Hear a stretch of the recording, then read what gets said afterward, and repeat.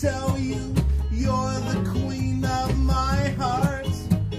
Please don't deceive me when I hurt you. Just say it the way it seems. Can you feel my love buzz? Can you feel my love buzz? Can you feel my love buzz? Can you feel my love buzz?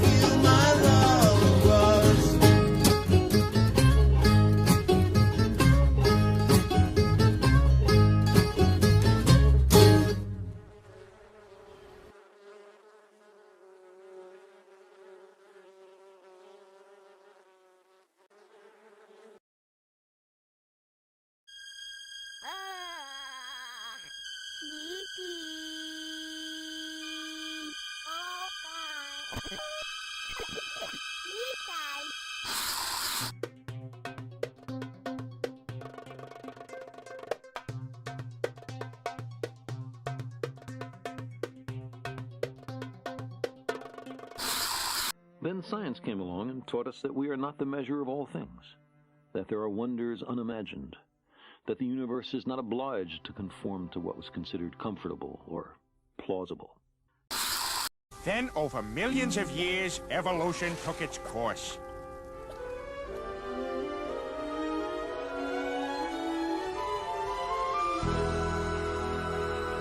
Of course, I'm obligated by the state of Kansas to present the church's alternative to the theory of evolution.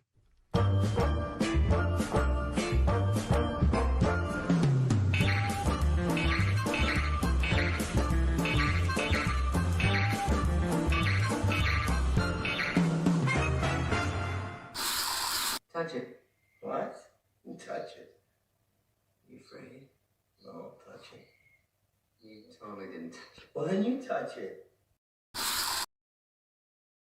Horrors in this house. There's some horrors in this house. There's some horrors in this house. There's some horrors in this house. I said certified freak. 7 days a week. Wet ass P word. Make that pullout game weak. Yeah, you effin' with some wet ass P word. Bring a bucket and a mop for this wet ass P word. Give me everything you've got for this wet ass P word. Beat it up, N word, catch a charge. Extra large and extra hard. Put this P word right in your face. Swipe your nose like a credit card. Hop on top if I want to ride. I do a kegel while it's inside. Spit in my mouth, look in my eyes. This P word is wet, come take a dive. And continue along these lines. And it gets significantly more vulgar. Like, a lot more vulgar.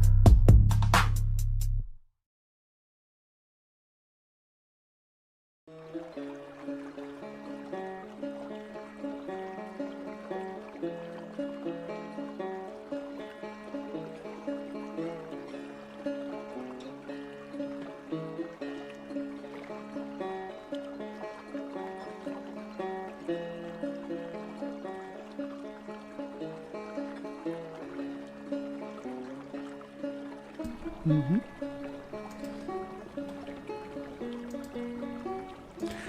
Good morning, my beauties and bees. Hello. We are live. We are from the Hive. It is, I guess it's June 7th already. This is our first live from the Hive for June. So You know what? Until we do Cryptic Corner, I'm going to add a little light in here because it's a little dark. There we go.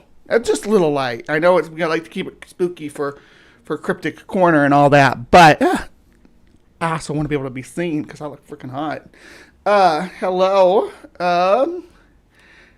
Good to see everybody. Pull out game like a Jeep. Oh. No pull-out complaints. No complaints about my pull-out game, says Native Atheist. Good morning. Good morning, everybody. We got Sandy here, and Dragons in Genesis made an appearance. Hello. Hello. Native Atheist, of course, and then Captive Desk. I almost called you Cryptid Desk, which would be a cool name, too. Got D is in the house, and look at the trees. Hello, good morning, everybody. I'm glad you could make it in. But hello, today we got Dr. Ben in the house. Speaking of Dr. Ben, just so you know, when we wrap up, we're bouncing you right over to Dr. Ben's because we're gonna see some classics. Some classic Dr. Ben shenanigans from way, way back because our homie has hit their 3K. So if you aren't going to stick around for the whole time, at least pop over here and you'll hit the little notification bell.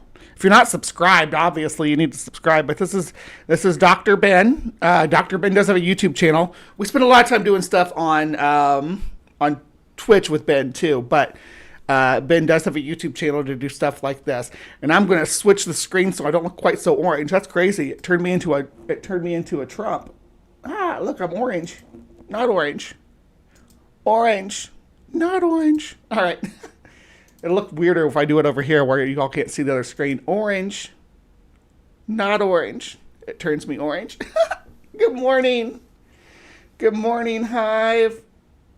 Are you going to drink celery juice again? Ben did get some monkey vodka, and I got some alien vodka. And we are going to probably be doing all kinds of cocktails and stuff with those over the next few weeks. So keep your eye out for that as well. Yeah, that's enough orange, right? I don't look good in orange. I look good in this cowboy hat, though. I've been wearing it every day. It's super cute on me. Looks good when I wear black. I look like a cowpunk kind of. And BB told me I look like a rodeo queen, which yeah. I can ride horses too. Don't turn orange. You can't stop me. Ha ha. Build a wall. Something. No.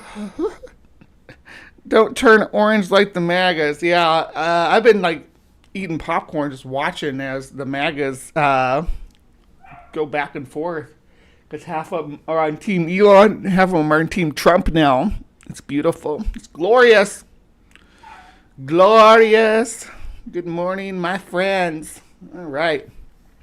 So, I guess we need to talk about the polls.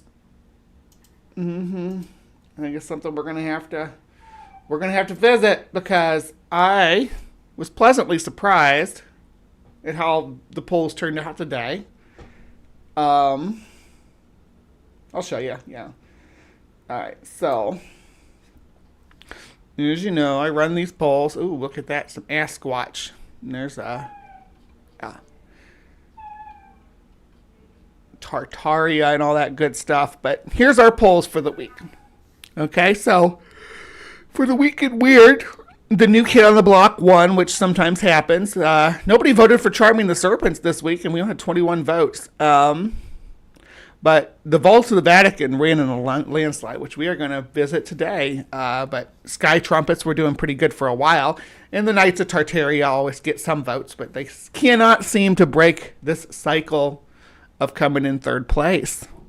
Don't know what we're going to do with our Knights. But this week, when it comes to Cryptic Corner, we had a hell of a lot of votes. More votes than I've ever seen on this poll for Cryptic Corner. 92 people voted on this poll. And of the 92 people, 62% of them wanted to talk about Asian mountain monsters. So that's what we're going to talk about. We got spooky, scary skeletons from Canada. We got the immortal Count Saint Germain. And we've got the Beast of Busco still going to be on the polls next week. So make sure you hit those up and make sure you're voting out here for the topics that we cover, because that's how we prepare for the next episode. So, yeah. People finally starting to roll in. Good morning, good morning. 80% of tariff spray-on tans. Oh, there are them fighting words there. Good morning, John. Good morning. All right, you're going to be my coffee fairy. Awesome. I got a coffee fairy coming to bring me some coffee to get my engines running this morning. I'm running a little slow. I slept on my neck wrong. And I got all this pain up in my shoulder and my neck right here. Kind of sucks. But we will persevere. Now I have to send you runway walk Bigfoot on Discord. Yes, if there's a Bigfoot that does the runway, I want to see it. Oh, you already sent it. Hot damn. All right, we're going to do it. Hold on. We're going to bring it over so I can share it with the whole class. This is our gift from Sumami for this morning.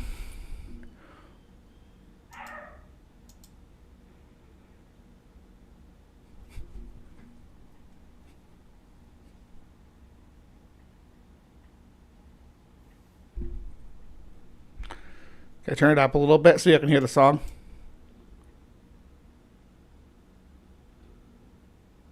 Is it not playing? There it goes. There we go. Yeah. That's what I'm talking about. Sasquatch be serving. The Sasquatch goddess. Hey, Byron A. Bird. Good to see ya. But, yeah. That being said, it's about... Oh, there we go. It's about time that we have covered the Yetis on here, because we haven't really talked much about them. I considered actually doing like a panel show like I did with about the Loch Ness Monster. Oh, there's our Cryptic Corner alarm saying, hey, it's time to get cryptic with it. Yeah, but so I decided, to start on the poll and see what happens. And here we go. I'll see you guys over in Cryptic Corner in just a moment.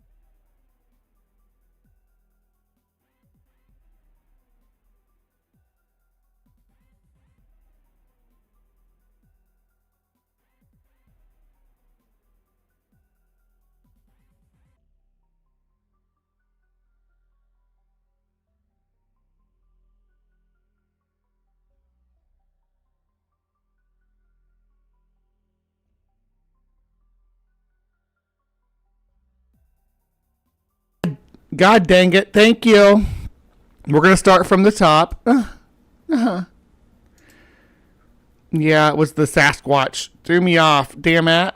You can hear me now. You can hear me now that I've ruined my intro.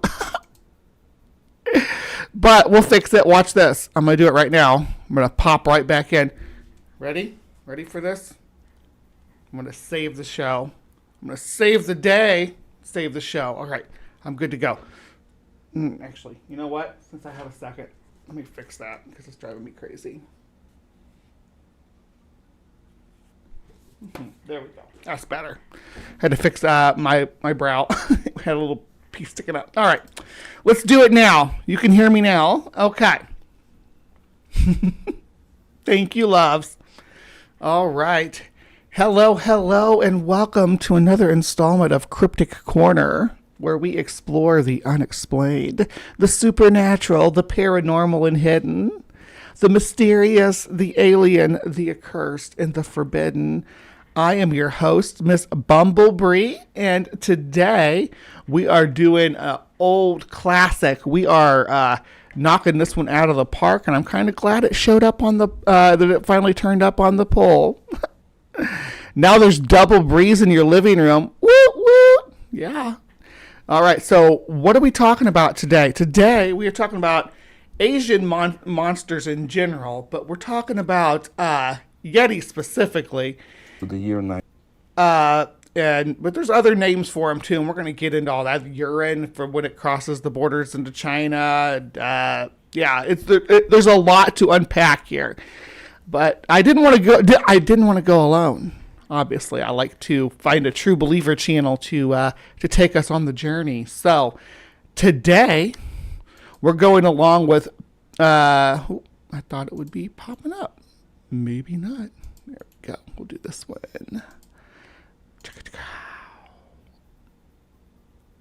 There we go. Yeah. So today we're going to go on our journey with paranormal research, Paul Stonehill. And if you remember Paul, I believe he was the one who talked about the Mongolian death worm with us. If y'all remember that episode, the Mongolian death worm, always a fun topic, of course. But I think it's a sand boa. Anyway, but they have a whole lot of channels about different cryptids and Fortean stuff. And yeah, bizarre anomalous mushrooms at Lake Baikal. That was just 13 hours ago. That came out. Got women from the Bright Comet, aliens against conquistadors. Right? All kinds of quirky stuff. The suspected zoo assassin. What? That sounds crazy. There's some aliens. How to conquer death. You got, what's that Chinese monk's name? I forget his name now. Anyway, yeah, you got him. That's a trident head. Ooh, found in a lake. It's square-faced primates. Interesting. So it's like a grab bag of oddities and weird stuff. But Chinese diplomats who saw Siberian mammoths. Oh, really? Did that happen? But they're pretty prolific too. All this is like released within the last month, right? Pretty prolific that they come out with a lot of stuff. Insects and UFOs, a very interesting study. Ooh. But I'm not going to allow myself to be distracted because today, and this guy's focus is mainly on Russia, if you haven't picked up on that. But today, he's going to be teaching us about mysterious relic hominids of Eurasia, Almas, Kizaburus, Mejiki, Yeti, and Zoo T. And there's more, but yeah, this channel's actually got a lot of subscribers, almost 20K at this point. And this video is from 2 years ago, has been viewed 2.5 thousand times. Let's see what this is all about. You want to? Hello, YouTube. Let me take you today to places most Westerners know very little about. Mongolia and some neighboring lands are the destinations today. And the subject I'll speak about is the relic hominid, or Yeti, Almas, or Amasta. I do like the term relic hominid better, though. Although relic is kind of a funny word. It's kind of a fun word, too. A relic population is like a population that all other relatives are extinct except for them, and they live in an isolated population in a limited range. A good example of the relict population would be the Asiatic lion, right? They'll just live in the Gur forest, just in this one little patch of forest in India, compared to the rest of the rest of the lions that are like prevalent throughout most of sub-Saharan Africa, right? So that would be considered a relict population. To consider a relict population of apes or hominids, I would be more keen to call the Asian hominids relict populations than I would to call the Bigfoot a relict population. Well, snowman, the creature that resembles humans, has many names. But beyond that, I want to tell you this. Mongolia is a land of many surprises. I'm not young anymore to explore them, but some daring people have been doing so. And given a chance, I would love to get back to Eurasia. I would love to go to Mongolia, but I'm a Westerner, so I won't be able to go anytime soon. And I can't imagine I'd have a lot of luck traveling around Mongolia, to be frank about it, because I don't speak any of the languages. Asia and see Mongolia, because there are places to explore. But to me, Mongolia, its Gobi Desert, is one of the most fascinating places on this planet. After many years of research, I am convinced there are underground cities under the desert. There may be abodes of ancient terrestrial civilization, or maybe something else. And Tibet has a number of secrets that few in the West realize, and not only in the West, of course. As there are secrets in the Siberian taiga, as I've told you in my other videos. Ivan Yefremov said this about Mongolia. Here in Gobi, like nowhere else, you feel how saturated the earth is with memory of its past. And he knew what he was talking about. Morning, Ryan. You know what?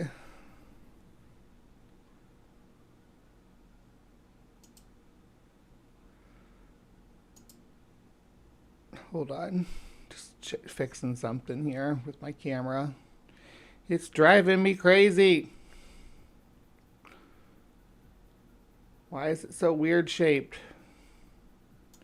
Didn't notice it till I was wearing. Oh well, I'll just leave it how it is. It's fine like that. Sources are not only Ivan Yefremov, Nikolai Rerich, Andrew Thomas, but also my own diligent research of open source materials and so forth.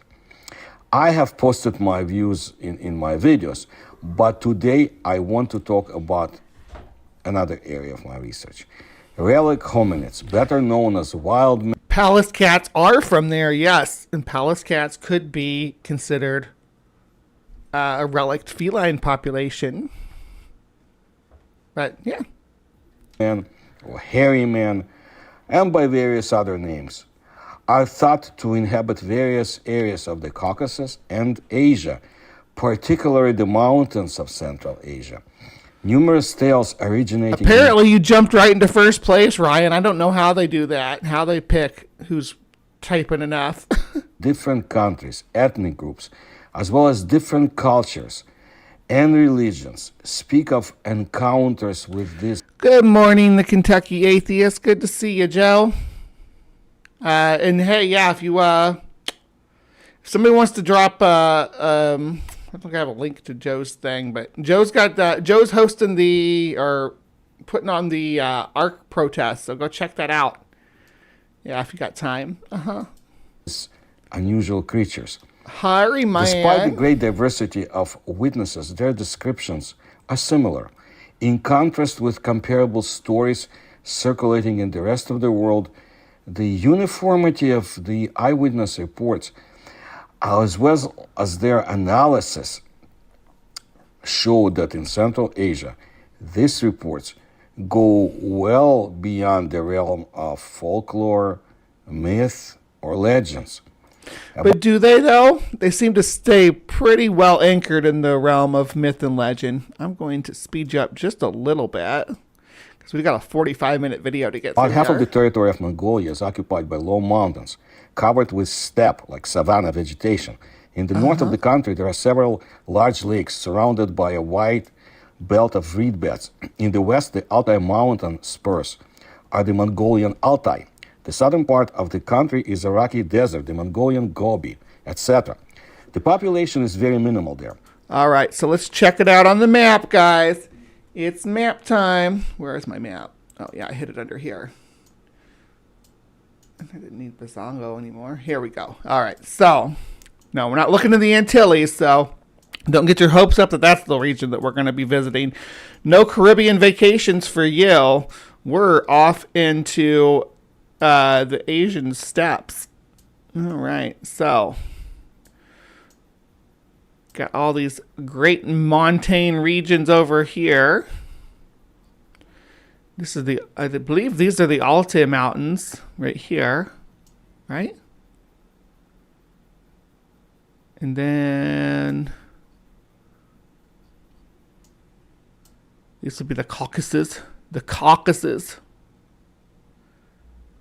So, very montane. Is there a way to look at it with the elevation terrain map? Yeah, let's do a terrain map.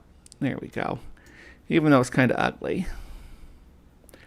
This looks like the globes they used to have in school.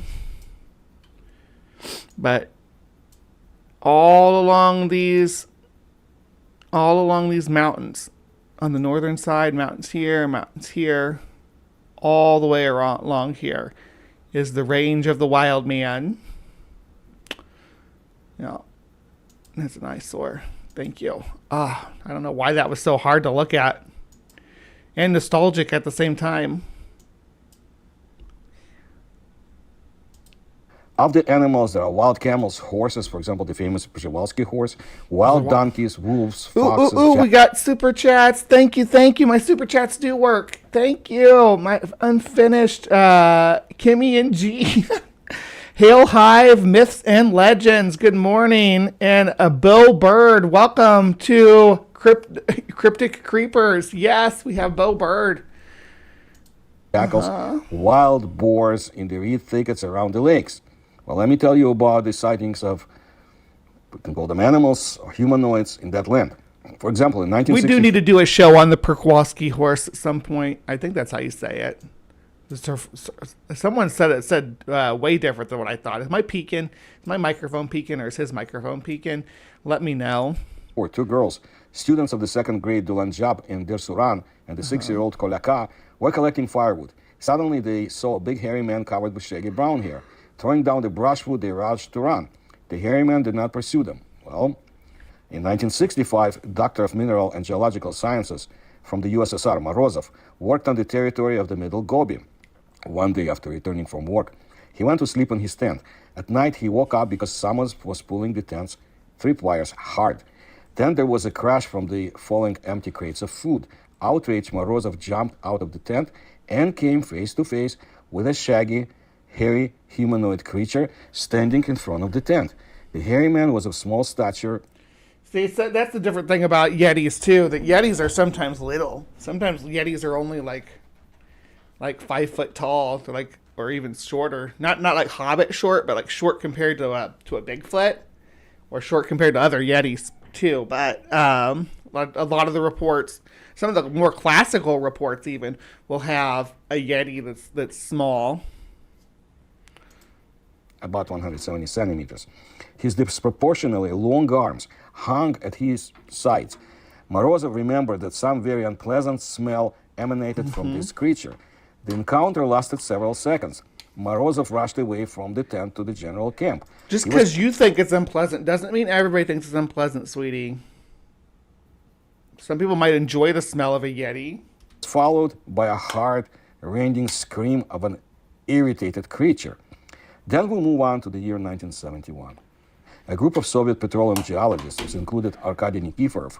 Are you going to skip right over Zayna? I wanted to talk about Zayna at some point. Maybe Zayna should have her whole episode. Oh my God, you're a Yeti? That's literally me. Yeah, I was like, that describes Sue. That describes Sue. For real. Thank you so much for posting that link, Aunt Jur. You're the bee's knees. And yeah, you asked me a question in Discord earlier, and I did answer you.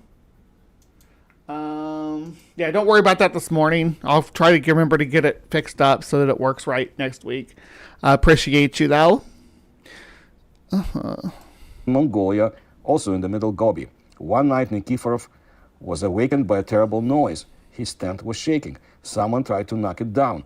The geologist jumped out to punish the joker, but instead of a human joker, a completely... Which is saying a lot when you say that Yeti farts are, what'd you say? Where'd you go, trees? Something about Yeti farts being legendary. Did you delete it? Yetis smell like Fritos? You think so? But like because you gotta think like the stellar sea cows. Oh, you're not here, Long John Fabiano? Well, I'm glad you were able to come in when you did. And good morning, Big Zebra, as well. Anybody else I missed? But because Yetis share the Asian continent, or I guess the continent's kind of a weird way to say it, but with the stellar sea cow, which probably had the most legendary farts of all. Creepy image of an incomprehensible creature appeared before him. What struck him, Nikiforov later recalled, was not the size. The creature was about 10 centimeters taller than him, but a terrible, disgusting smell. The creature standing in front of him resembled a human, but its entire body was covered with dark brown fur. The neck was missing and the arms seemed very long, perhaps because their strange owner was very stooped. The geologist and the unknown creature looked at each other for a while, and then with a scream they rushed in different directions. Nikiforov, in fear, rushed to the tent and frantically began to search for a gun. People came running. Yeah, isn't that funny? Humans are such silly creatures. You know, we see an animal we've never seen before, and our first instinct is to kill it. Like every time, shoot it dead. We don't know what this is. Kill it now. His screams. Having told about the incident, Nikiforov offered to take guns and try to shoot this creature. To his suggestion, the Mongols, who were at the same time and at the same place, replied that it was the same animal as gazelle or camel. It doesn't do anything bad to people. It turned out that the Mongol workers often had to deal with this creature in mountainous areas. Then there is the story of the person named Abitov. So, like, if they're so common... That's the thing. I'll always say this about especially Asian hominids. Like, oh, the indigenous people just see them all the time and interact with them all the time. To me, that's sort of on the level. I don't want to say it's completely on the level of being like, oh yeah, brown people couldn't build these pyramids kind of talk, you know? It's like pushing it off on the indigenous people to say something fantastical is happening instead of just saying, yeah, there's just... there is something to this, right? There is some type of phenomena that's happening in the world, causing people to think that they're seeing large hairy hominids. What it is, I don't know. Is it large hairy hominids? I mean, it could be. Occam's razor tells me no. Occam's razor actually tells me the most likely culprit is brown bear, or maybe to a lesser degree, black bears. Because if you'll pay attention to the range of these creatures, especially in Asia and North America, they always overlap with the range of large bears. But I digress. He served in 1978 in Mongolia as a driver. One day, he fell behind his column, troubleshooting, and catching up with them, got lost. It was late afternoon, and Abitov decided to spend the night. Stopping the car, the driver got out of the cab to get acquainted with the terrain. Low hills towered all around. Mountains were visible in the distance. Do Americans really stink to other people? Do we really smell like cheese? Is that for real? Yak cheese and yak butter will get a Yeti tootin' like Vladimir Putin. Oh, you're making rhymes. Nice. The last time I saw a large, hairy hominid was when I could still use men's locker rooms without fear. Yeah, very similar to the magical, to that trope. Spike Jones coins. Yeah. Exactly. It's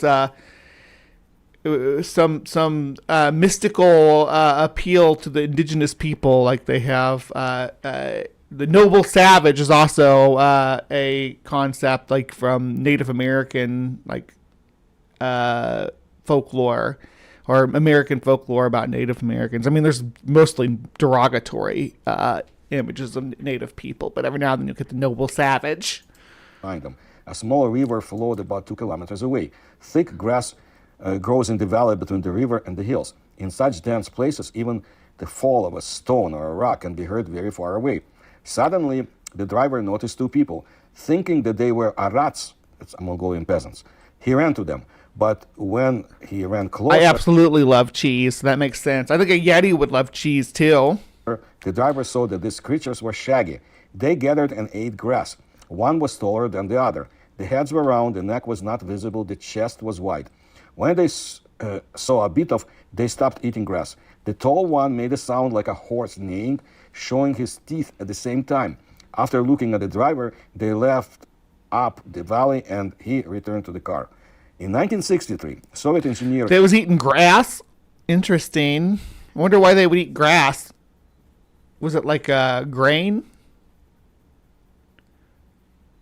I mean, I'm not saying it's impossible, but I can't think of any... The only other primate I can think of that eats grass is the gelada, a baboon. I mean, it's not to say that they couldn't eat grass. We eat grass. I mean, but we prepare it and stuff. Ivlev finished his contract work in Mongolia, and before leaving for his homeland, he was offered a trip to the picturesque places of the country in which he worked. He was brought to the mountains of the Mongolian Altai. The Mongols treated Ivlev very warmly, not only in gratitude for his work, but also in memory of his father, who worked as a doctor in Mongolia for many years. There is even a monument to him in Ulaanbaatar. And the Mongols, accompanying Ivlev, prepared a surprise for him. They decided to show him the living almas. Yeah, you can smoke grass, but I don't know about eating it. They took Ivlev to a certain gorge, and there, on one of the rocky ledges, a family of hairy almas appeared in front of them. A father, mother, and a cub. Almas and the people looked at each other for several minutes. Adult almas were 5 or 6 feet tall. Their bodies were covered with light brown hair. Without hair, there were only faces, hands, and feet. Their faces were bordered by sideburns and a small beard. I always assumed that they'd have sideburns. Yeah. Because they'd be styling, right? This was the 1950s, after all. Dad's got to have some sideburns. On the head, which had a conical shape, the hair was darker and hung over very broad shoulders. They moved on 2 legs, but with bent knees and slightly leaning forward. They were not wearing any clothes. According to the Mongols, almas lead a nocturnal lifestyle, but are especially active at dusk and dawn. Almas are vegetarians. Their favorite food is root vegetables and various herbs. Rumor has it that the almas has some primitive tools. For many years, the Mongolian... Are they nocturnal because of humans, though? Are they naturally nocturnal? There's a lot of animals that have nocturnal behavior now didn't have nocturnal behavior until humans moved into their territory. So a lot of species just flip that switch. Mm-hmm. Researcher Rajib has been studying the almas subject. He walked for many kilometers in the footsteps of the almas. No, that's a crypto bro sighting. Very different, Big Zebra. You can cite a crypto bro. John Hudson is here. I thought you changed your name to something else, John Hudson. You saw something else yesterday. It's like Stupid Human or something like that. On December 15, 1973, he photographed the tracks along which he walked more than 16 miles. During his expeditions, the Mongolian explorer was able to explore only 2 of the 18 Imags of Mongolia. And Imag, originally a Mongolian word meaning tribe, is an administrative subdivision in Mongolia. Many areas of the Mongolian Altai and other eastern and northeastern Imags... Okay, I had it wrong then. That can't be the Altai are in Mongolia, so... Let's see. Altai Mountains. Okay, so this is the Altai Mountains right here. And we're gonna go ahead and flag that. Yep. We'll save it to our favorites. So that now we know If you want to see a Mongolian wild man in Alma, come here. Can we drop down in here? What kind of landscape are we looking at? Is there any way to stand in the Altai? Yeah, there's some places. Let's drop down right here. What we got going on here? Ooh.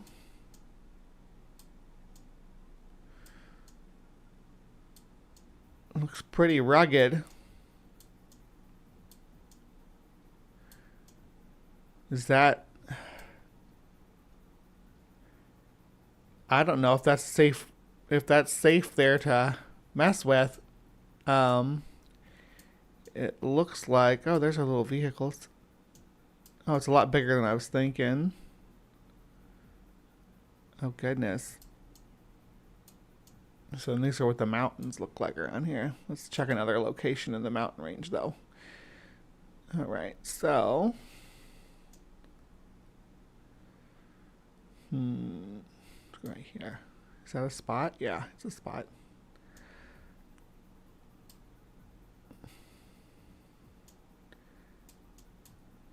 I wouldn't want to run around here barefoot. I don't know about you guys. Looks like I'd cut my feet up on these rocks. But I don't have tough Yeti feet. I have soft human feet.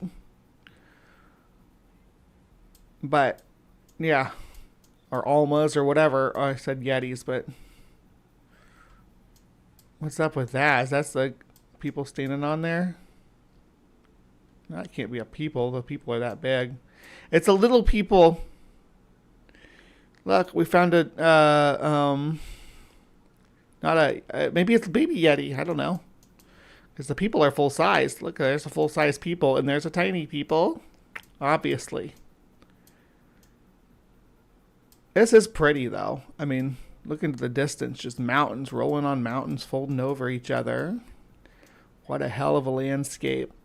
Mm-hmm. Where the latest information about the Almas came have not been practically studied. Nobody explored them. So here's more about Rajir's expedition to the mountains of the Mongolian Altai. You've never seen mountains with snow caps or the ocean. I've seen the ocean. I've seen mountains with snow caps, but I was an adult by the time I did. Because I grew up. We did go to the Smokies and we did go to the ocean quite a bit. We went to the Carolinas a lot, but the Smokies don't have snow caps. For real. As the newspaper Hidulur reported, the Mongolian researcher spent 1,340 days in the mountains of Mongolian Altai in search of Almas. Every person believes his own eyes, and I'm convinced that there is a humanoid creature Almas in the Mongolian Altai, he said, going on the expedition. So Rajib was in the mountains of the extreme west of Mongolia from the summer of 1973 to the spring of 1977. He managed to see Almas. Billionaires need a lot of pallardizing and a lot of tenderizing before marinating. That's good. Follow Brian for more recipes. Uh-huh. You see, I'm just catching up on the chat. Give me a second. There's only one mountain in the Appalachian chain that has snow covering it. Yeah. Okay. What do you think the vault of the Vatican? I need you guys to let me know because we're going to be visiting that after this. I have been to the Smokies. The Smokies are cool, but the Smokies are not snow-capped. I've seen Lake Erie and Lake Michigan, which counts as seeing no ocean. I mean, it does, technically. And to Cedar Point, and that's about it. All of the foreskins of the church is collected over in the vaults of the Vatican, probably. Uh-huh. From afar 3 times. Photograph the creature's tracks more than 30 times. Collect several dozen oral testimonies of people about this creature. On the 1st of July of 1973, Rajib's group, together with hunters and guides, was at the foot of the Humig Len in the territory of Tolba Bayan Ulagay Aymag. When climbing the mountain, he reached the edge of the eternal snows melting under the summer sun, and he saw 2 large footprints on the wet ground. The track length was 33.5 centimeters with a width of 13 centimeters. Plaster casts were made. Now, 33.5 centimeters, 30 centimeters is a foot. So 33.5 centimeters is going to be about right around 14 inches. From the sprints in March of 1973 in the mountains of the Kopdus Ayamag, 8 search participants were sitting in an ambush. One night, one of them lit a match, and immediately there was a loud sound like a shrill whistle, and rocks fell down. Looking in that direction through binoculars, people saw a stooped humanoid creature that picked up something from the ground, sent it to his mouth, and sat down on a stone. This made it possible to photograph and sketch it. In the Mongolian Altai, local residents very often tell... Show us the photo of the sketch. Oh, show us some Yeti titties. Yeti titties. And then there's a baby motorboating them. Stories about the existence of humanoid, erect, hairy animals. Which unless Yeti are like anglerfish and the females are really big and that's the male. What if they're like that? What if that's the male? Mongolian are called Hun Gures, man, beast, or almas. In remote and completely deserted areas, Russian... I want a horse too. We can go horse riding together. I can wear my cowboy hat. Yes, let's do it. Explorers repeatedly stumbled upon rocks literally dotted with black openings of entrances at the heights inaccessible. Milky Yeti titties earns you a number 3 spot. To humans. In these godforsaken places, it was easy to believe in the possible existence of relic creatures or some other species unknown to science, successfully hiding from humans in the most inaccessible mountain caves. A C cup for Yeti. And preserved to this day features of the ape men of the distant past. The Tsagan Bogdul mountain massif frames the Altai Gobi, Trans-Altai Gobi, from the south, and is the easternmost spur in the chain of the Tian Shan Mountains. And I told you about those mountains in my other videos. From the main peak of the... you all love them Yeti tits in the side chat. Mongolian milkmaid. Definitely a handful. Yeti boobers. C-cup Yeti. Milky Yeti titties. Those titties are milky. Australopithecus mammy. LOL. No matter what, King deserves the 31 spot. Okay, yeah. I love my audience. You guys are so funny. Ganbog Massif to the border with China is about 15 kilometers, and the territory of the neighboring state is clearly visible from the top. Please see my video about the Chinese wild man, Yeti, and so forth, and I'll list in the description of this video how to see it. The mountain range is interesting because only here dwells the Gobi bear. Keep it in mind, the Mazalai, a relict animal, a living witness of a different climate and a different landscape, which to some may have become the prototype of the mysterious hairy people, Almas. Abominable snow. Yes, the Gobi bear. Good call. Of Central Asia. Currently, the special status of this animal has not been definitely clarified. It is believed that this is a unique population of brown bear living in a real desert environment. It is hardly possible to unambiguously associate only this bear with the stories about hairy people or creatures that are common in Mongolia. Evidence of encounters and observations of mysterious almas is too widespread geographically. Evidence of encounters with almas in Mongolia could be found in print as early as the late 1970s, for example. According to eyewitnesses, writes in his book Monuments of History and Culture of Mongolia, first deputy chairman of the Council of Ministers of the Mongolian People's Republic, MPR, chairman of the State Committee of the MPR for Science and Technology, Doctor of Historical Sciences, Maidar. Here's what Maidar writes. The search for the so-called ape men, or living Neanderthal, Sinanthrope, or Almas, Hung Resu, abominable snowman, or Yeti. I do want to talk to people who have seen Bigfoot and stuff, though, for real, right-handed Seth. I'm like, yeah, if anybody out there has ever had a Bigfoot encounter, Sasquatch encounter, skunk ape, anything like that, let me know, because I do want to sit down and talk to you about it. I'm not going to be mean about it. In Mongolia has its own history. Eyewitnesses testify that they used the Roman packs, but now they're very rare in the Altai Mountains. in the Kobdo and Bayan Ulga IMAX. The Academy of Sciences of the NPR organized a survey of the local population of these IMAX about almas. Dozens of people testified about them in the Bayan Ulgi IMAG, and 16 of them confirmed that they themselves had seen almas. Almas is a half animal, half human with reddish black hair. The face is hairless, the belly is covered with sparse vegetation. The head is pointed on the back of the head, and at the back of the head, the forehead is flattened. The brow arches. So they got like a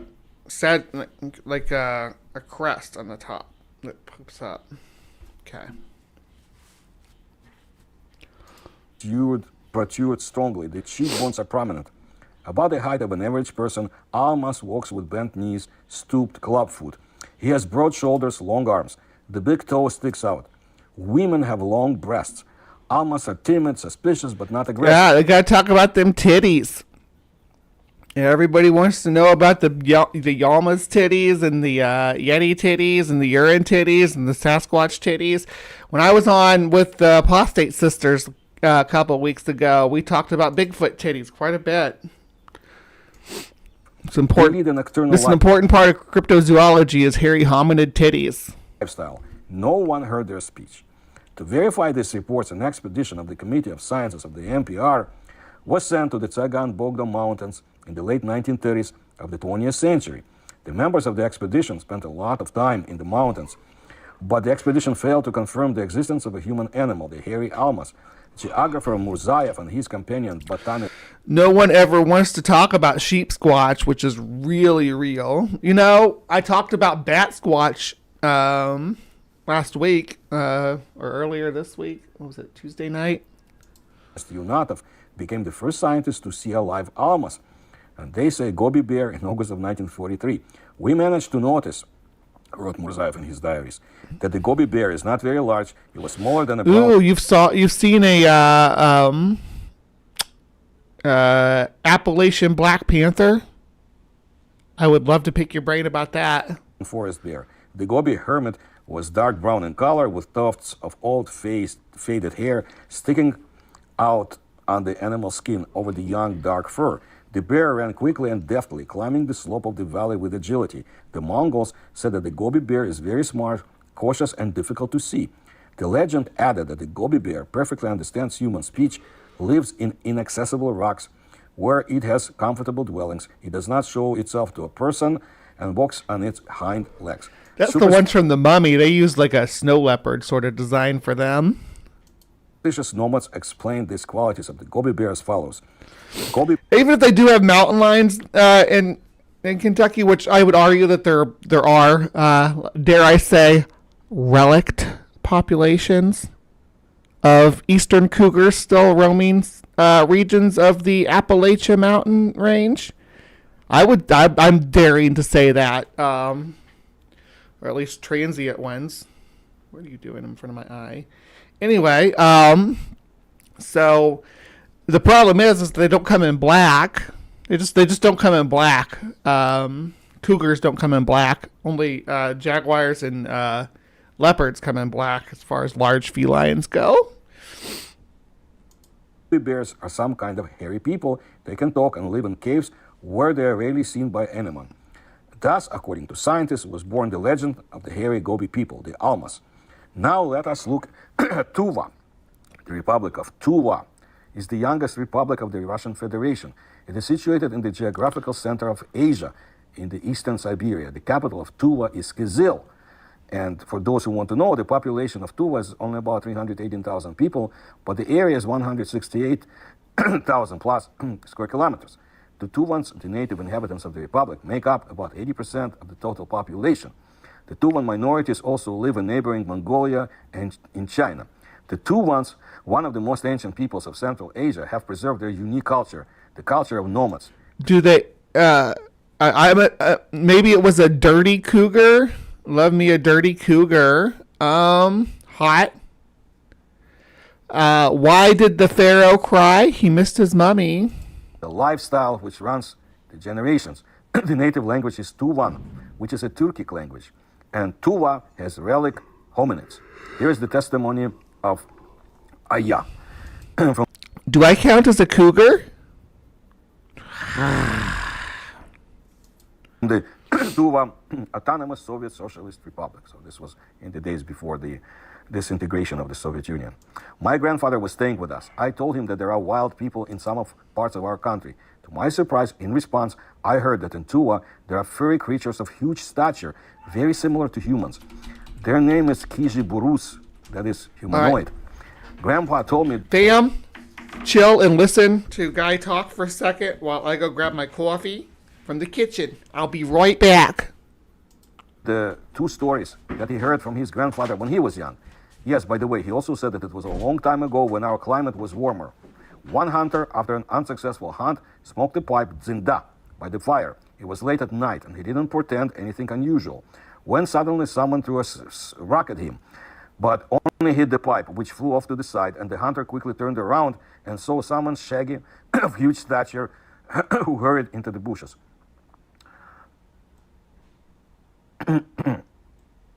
At first, the grandfather thought it was a bear, but a bear who dared to throw a stone would not run away so quickly, but would roar for a long time.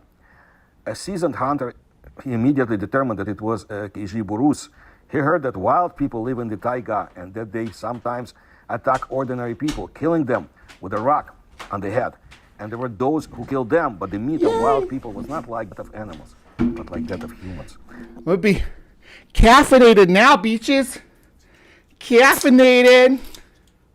Ooh, ooh. And I ran into my friend when I was walking out there. Superstitious people thought that these were messengers of Asa and Shulbus, that is the devils. The next day, the hunter still shot a raw deer. After removing the entrails, he hung the carcass on a tree, marking the place, and went hunting further. Actually, I don't date people like super young compared to me. I'm in my 40s. I'm 41. And my dating range has been mostly... I haven't dated anybody under the age of 26. So, 26 to people in their mid-50s. So, yeah, I'm not really a cougar. I could be, though, if I wanted to. I mean, I have, like, young men who will hit me up, but I'm like, no, I have kids your age. I have kids your age. Away. In the evening, he came back and saw this. That some creature was eating meat. The creature was shaggy, huge in stature. It was sitting on the ground, tearing out pieces of meat directly from the carcass of the roe deer. The hunter wanted to run away, but suppressing his fear, he shot at the Kijiburus. That's all. Then they say the creature... This is the story like the Minnesota Iceman. It almost beat for beat. It's like the Russian version of the Minnesota Iceman. Left this place forever. And now another case. Two women near a mountain stream were combing their hair when suddenly one of them accidentally looked up and saw two Kijiburus sitting nearby and also combing their hair. Accidentally looked up. That's a weird way to describe looking up. Then one of the women who saw the Kijiburus screamed. The Kijiburus stood for a while and ran away. At this time, the husband of one of the women left with nomads to graze sheep. She asked a friend to come to her for the night. It was getting dark quickly. The woman's friend did not come. Either she did not want to or she forgot, but the woman had to spend the night alone. To fix it. Late at night, she heard some rustling behind the wall. She quickly put a log on her bed, covered it with blanket, and hid herself behind the door at the entrance. After a while, the Kijiburus... So, I kind of want to put the closed caption on. See what he's saying. Kijiburus. And he says it, spells it here as Kijiburus. So this is pronounced with the j sound. So it's Kijiburus. And it seems like, since he's pulling up a picture of Everest, this could be like a synonym for Yeti. Very quietly entered the Chandir, the house. Carefully stepping, approached the bed and hit the headboard several times. When the creature began to leave quietly, the concealed woman hit it on the head with an axe. After a while, she was also able to kill the second Kijiburus.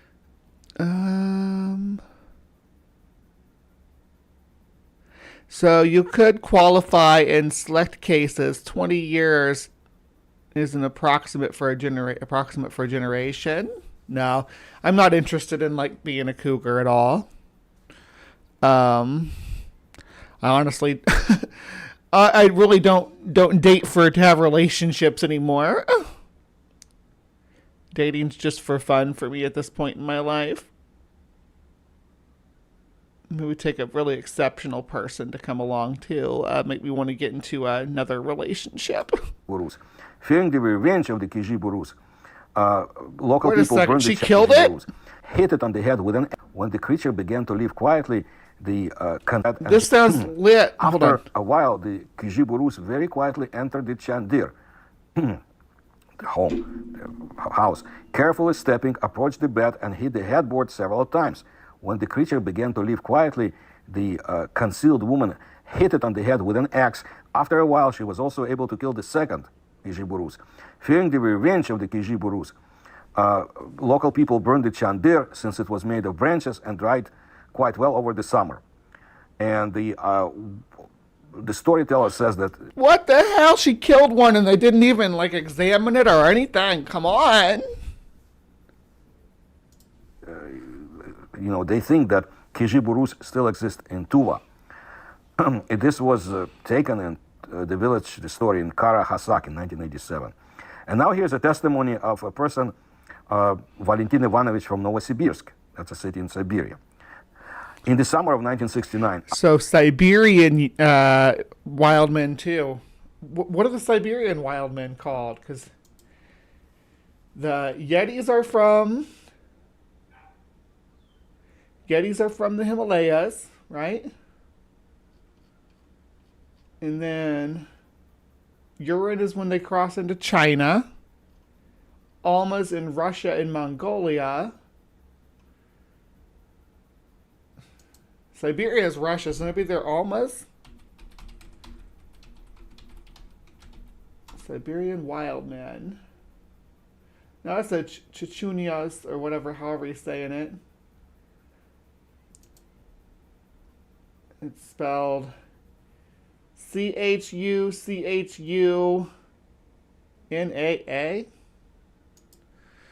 Yeah, I'll show you guys. This is from Bigfoot Encounters, but that's how it's spelled right there. A man-eater, the Chichuna often steals food from settlements. Observers say that the creature has a protruding brow, low matted hair, full beard, and walks with its hands hanging below its knees. Our party worked in the central part of the Yenisei Ridge. The nearest village Yeah, it's like Exiles from Monsters, Inc., like the Abominable Snowman. mine was several hundred kilometers away. Untouched taiga is all around. The absolute marks of the mountains are about 700 to 800 meters. The relative distance exceeded up to 200 to 300 meters. For some reason, I had to move from one group to another, one team to another, at a distance of 25 kilometers. I walked along the watershed. It was lightly wooded. I walked mainly on rubble overgrown with moss. I had a compass, a map, and a revolver. It was drizzling, and a light breeze was... compass, a map, and a revolver. Sounds like an adventure. blowing. I walked almost inaudibly. About halfway through, around noon... I like the weed that they have here. These fresh green buds. No, I think that's like lichen, but it does kind of look like buds. I suddenly heard a whistle and was very surprised, thinking, how can there be a person here? I stopped and looked at the place where the whistle came from. Suddenly, a dark round head appeared above the thickets of cedar wood. About one point... And then Bree popped up. She's like, hey there, big guy. Won't you come up here and have some lichen with me? I'm so hungry. 5 meters high, looked around in fright and disappeared into the bushes again. The distance to it was 20 to 25 meters. The time during which it was Y'all singing man-eater and meat-beater. visible was 2 to 3 seconds. I did not have time to see it properly, only saw the general outlines. My glasses were covered with drizzle. I stood behind a thick birch tree. I'll cover your glasses with drizzle, baby. Come on up into my mountains. Oh, Henry's out pulled there out a playing revolver soccer. and began to wipe my glasses. A few minutes later, the whistle sounded again, accompanied by some kind of Henry's so cute. Have you guys seen Henry? single buzzing, and the bushes moved with a crash. I stood on the platform and I could clearly see from above how the tops of the bushes were shaking. Then again, a dark head appeared above the bushes for 2 or 3 seconds, looked around and disappeared into the bushes again. The whistling was heard again, then a strong crackling of breaking thick branches. Look, seriously. This is our puppers. Isn't he adorable? This is Henry. He's a border collie bully mix with a little bit of husky, so he talks like a husky. But isn't he so cute? Sorry, I know I'm being like one of those weird people. It's like, look at my dog. It's not really my dog. It's Ben's dog. I dog sit him, though, all the time. I'll be dog sitting him later on during Ben's show. But, yeah, he's adorable. The bushes moved more strongly. I realized that the creature in the bushes was showing me its strength, wanted to scare me. The creature in the bushes. But I didn't know where I was. But the creature did not know where he was. I prepared my weapon for battle, and in order not to annoy the one sitting in the bushes anymore, I knocked on the birch with the revolver. The creature in panic rushed in the opposite direction from me, and for a few more seconds, I saw his spam eater. Eek. Eating spam. I bet a Yeti would eat spam, though. fat ass, which he threw above his head as he ran on all fours down the slope. I saw. Wait a second. Fat ass, which hit from me, and for a few more seconds, I saw his fat ass, which he threw above his head as he ran on all fours down the slope. I saw his fat ass, which he threw above his head as he ran on all fours down the slope. It looked like a bear. His fat ass, she threw above his head. What? That's, okay. Whoa. That's a description if I've ever heard one. His fat ass. Fat ass. The only unusual things were whistling, the absence of growling, and a round head and a neck thinner than that of a bear. It was about the size of an average bear. You know, when you see a hairy, like, humanoid creature, and the main thing that stands out to you is how thick it is, how fat that ass is, I'm going to say that these guys must have the most thick badonkadonk asses that you could ever imagine. This image here that it's showing does not do justice to the description that we're getting. This Yeti is not nearly thick enough. Not even close. Coat color was ash gray. The nearest distance at which I saw it is about 20 meters. I have seen bears many times during my travels, but this creature was not like them. I told experienced hunters about it, but they laughed at me and said that the bear does not whistle. After a while, I read an article about the abominable snowman, which said that I'm not body shaming them Yetis. For real. I'm like, yeah, work it. If that Yeti's got ass, that Yeti needs to work that ass. It's only natural. That's why, when you sight a Yeti and the Yeti throws it back, you just maybe throw some dollar bills at it. that it whistles. And it dawned on me, did I see a snowman? Abominable snowman. I would like to believe that it was a relic hominid, but two circumstances confuse me. One, why did it run down the mountain on all fours like an ordinary animal? Two, why experienced hunters who tracked down and killed several dozen bears have never seen either hominids or even their tracks? Again, this was in Novosibirsk in the year 19... This one also does not have enough ass. These images are not matching the description, sir. We need much thicker, much more, big booty Yetis. Yetis are going to have ass for days. It's in the description. Cryptic artist, whatever you want to call yourself.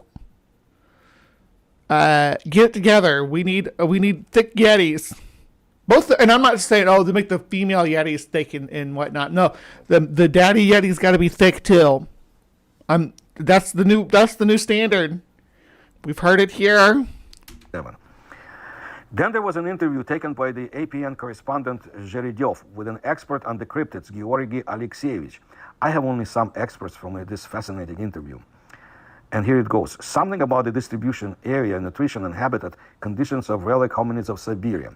According to legends and the results of surveys of the indigenous population, currently it is very difficult to talk about the distribution area of a huge fur-covered humanoid creature, the very existence of which causes serious controversy in scientific circles. The matter is further complicated in many ways by the fact that the vast territory of Siberia and the Far East are involved in the sphere of intensive human economic activity. New cities are being built, railways are being stretched, huge areas of the taiga are being cut down, the last sections of the wild... And that doesn't say huge areas of the tiger. It's huge areas of the taiga, which is a problem. But, I mean, deforestation's a problem globally. However, if these are relict populations of people or just a population of indigenous people that live a more primitive lifestyle, we'd be encroaching on their way of life, which we do all the time. There's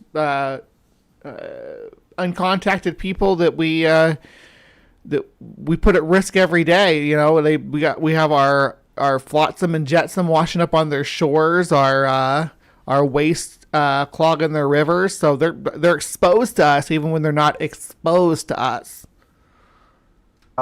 Taiga are being plowed. The economic development of new territories entails a lot of immigrants from western regions of the country who are little interested in the lifestyle and spiritual heritage of the indigenous peoples of Siberia. Kip, how dare you? This is not a Sasquatch. This is a Alma or a Yeti. Completely different continent, sir. And you saw a Bigfoot yesterday because you're in Canada, and I think like 12% of the population of Canada is Sasquatch, so that makes sense. Not only that, there is often a dismissive attitude of visitors, in fact guests, to the folklore and customs of the hosts. This leads to such a sad consequence. The indigenous population is wary of visitors. They hunt Selkup, Ninets, Yukagir, Russians, old-timers, and others reluctantly dedicate newcomers or reveal to newcomers the secrets of their past. It is often completely impossible to get I would say that to talk to the visitors. Yeah. Everything concerning belief. Bigfoot are generally bears. Samuel J. Squatch. Yes. Why is the middle initial J? I wonder.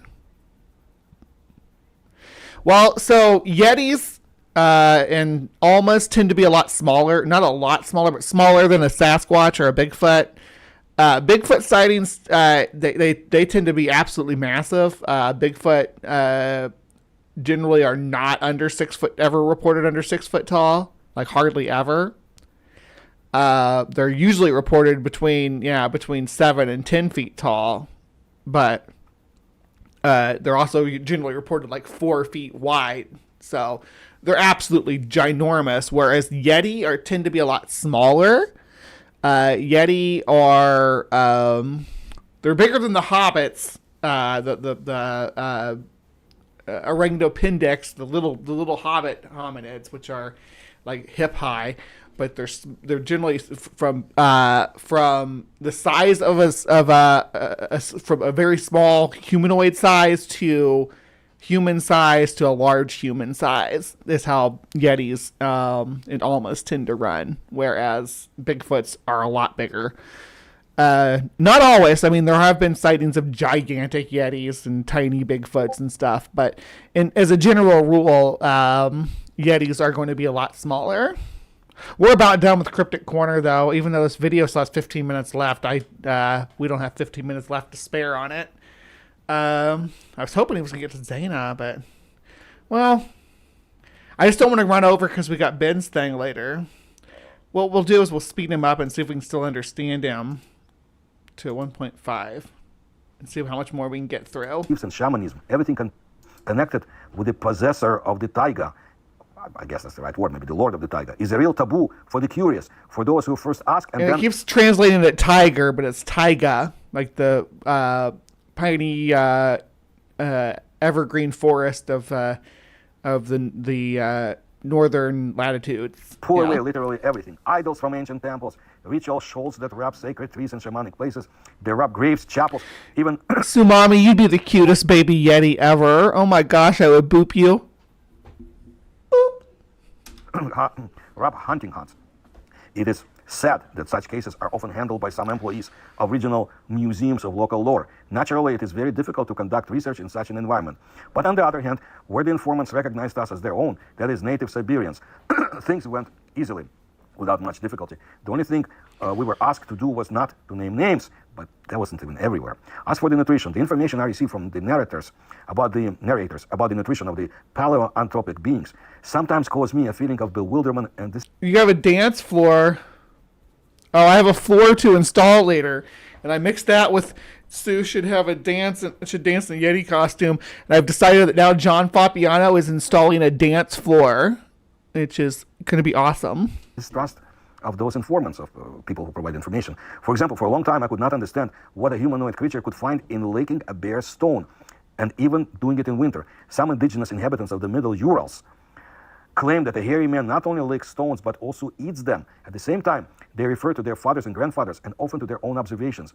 Since in winter on the bare slopes of mountains among the stone scree, they sometimes came across traces of huge bare feet and stones torn apart by huge paws. Some people observed the owners of these tracks themselves, wondering they'd be rock biting among the landslides. I had to deal with this separately. It turned out that the wild people really like to eat lichen growing on the surface of the stones. The locals showed exactly what kind of lichen the bolshak eats. That's what the Russian old-timers, the Siberians, call the hominid by that name, bolshak. And even they tried it themselves. I tried it too and agreed with them. Ooh, hold on. Probably possible. What's Kip celebrating? Because I can, is it going to be on YouTube? Because I can tell Dr. Ben to send people your way. Because I'm sending people to Ben's at 11:30. Okay, so because that's when he's starting his stream. This 3K stream for Dr. Ben, and it is at 11:30. We're Mountain Time, so that's what 12:30 Central, 10:30 Pacific. So we'll do that. And I can see if Ben will send it, folks, your way. If you got a link, Kip, can somebody drop a link for Kip's stream if anybody has it? Because we can, I can send people that way. All right. So, able to eat it. Of all types of lichens growing on rocks, the bolshak prefers lichen, Nakapina or Itrarium, Latin names. In one of the districts, I was told that the Maigiki, I've never met such a name for a wild man, but that's what it is, that they eat a local plant of lichen with pleasure. According to the witness, Maigiki first soaks the berry in running water. The experiment continued until the end of VV's life and was crowned with success. The boy grew up as a normal child. Fears resistance, they had to be shot. The male was killed immediately and the female went into labor. The members of the expedition had to hold on. Issue. The following article was published. Here In we go. 1924, a Soviet expedition to the Himalayas, led by Professor Vedensky, discovered the lair of some animal.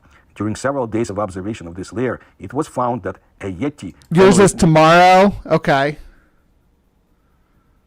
PC post a link. Excellent. Okay. Cool. Lived in it, a large male and a pregnant female. We decided to catch them in order to bring them to Moscow for further study. But the Yetis put up such a fierce resistance that they had to be shot. The male was killed immediately and the female went into labor. The members of the expedition had to turn into midwives. The wounded mother died, but the newborn survived. And he was safely brought to Moscow. One of the members of the expedition, let's call him by the initials V, expressed a desire to take the baby for upbringing. The experiment continued until the end of VV's life and was crowned with success. The boy grew up as an... So they raised the Russian government raised a Yeti is what we're learning about here. Normal child, only slightly lagging behind his peers in development. He was and died in Stalin's dungeons during the Soviet purges when millions of people were killed by the regime. Now we're speaking... Did he have Yeti powers though? About 1994. The adopted son of VV is no longer there. He died quite early, but his son remained. And the latter, by the way, has become quite a famous person. He was a member of the Soviet parliament and then was elected to the Russian State Duma, or parliament. Several people from and his name is Vladimir Putin. Academy of Sciences know that he is the son of the abominable snowman. The fact is that V, as a true scientist, kept a detailed diary of observations of his adopted son throughout the whole time. What an intriguing little story, right? This is what I wanted to get to before we finished up here. Death, he bequeathed to his wife to transfer his records to the Academy of Sciences. But the secrecy stamp has not yet been removed from these documents, since a well-known politician, a deputy of the State Duma, does not really want to declassify his family tree. For the same reason, we cannot name his surname. That was from that article. It's Putin. It's Putin's surname. An argumenti and facti.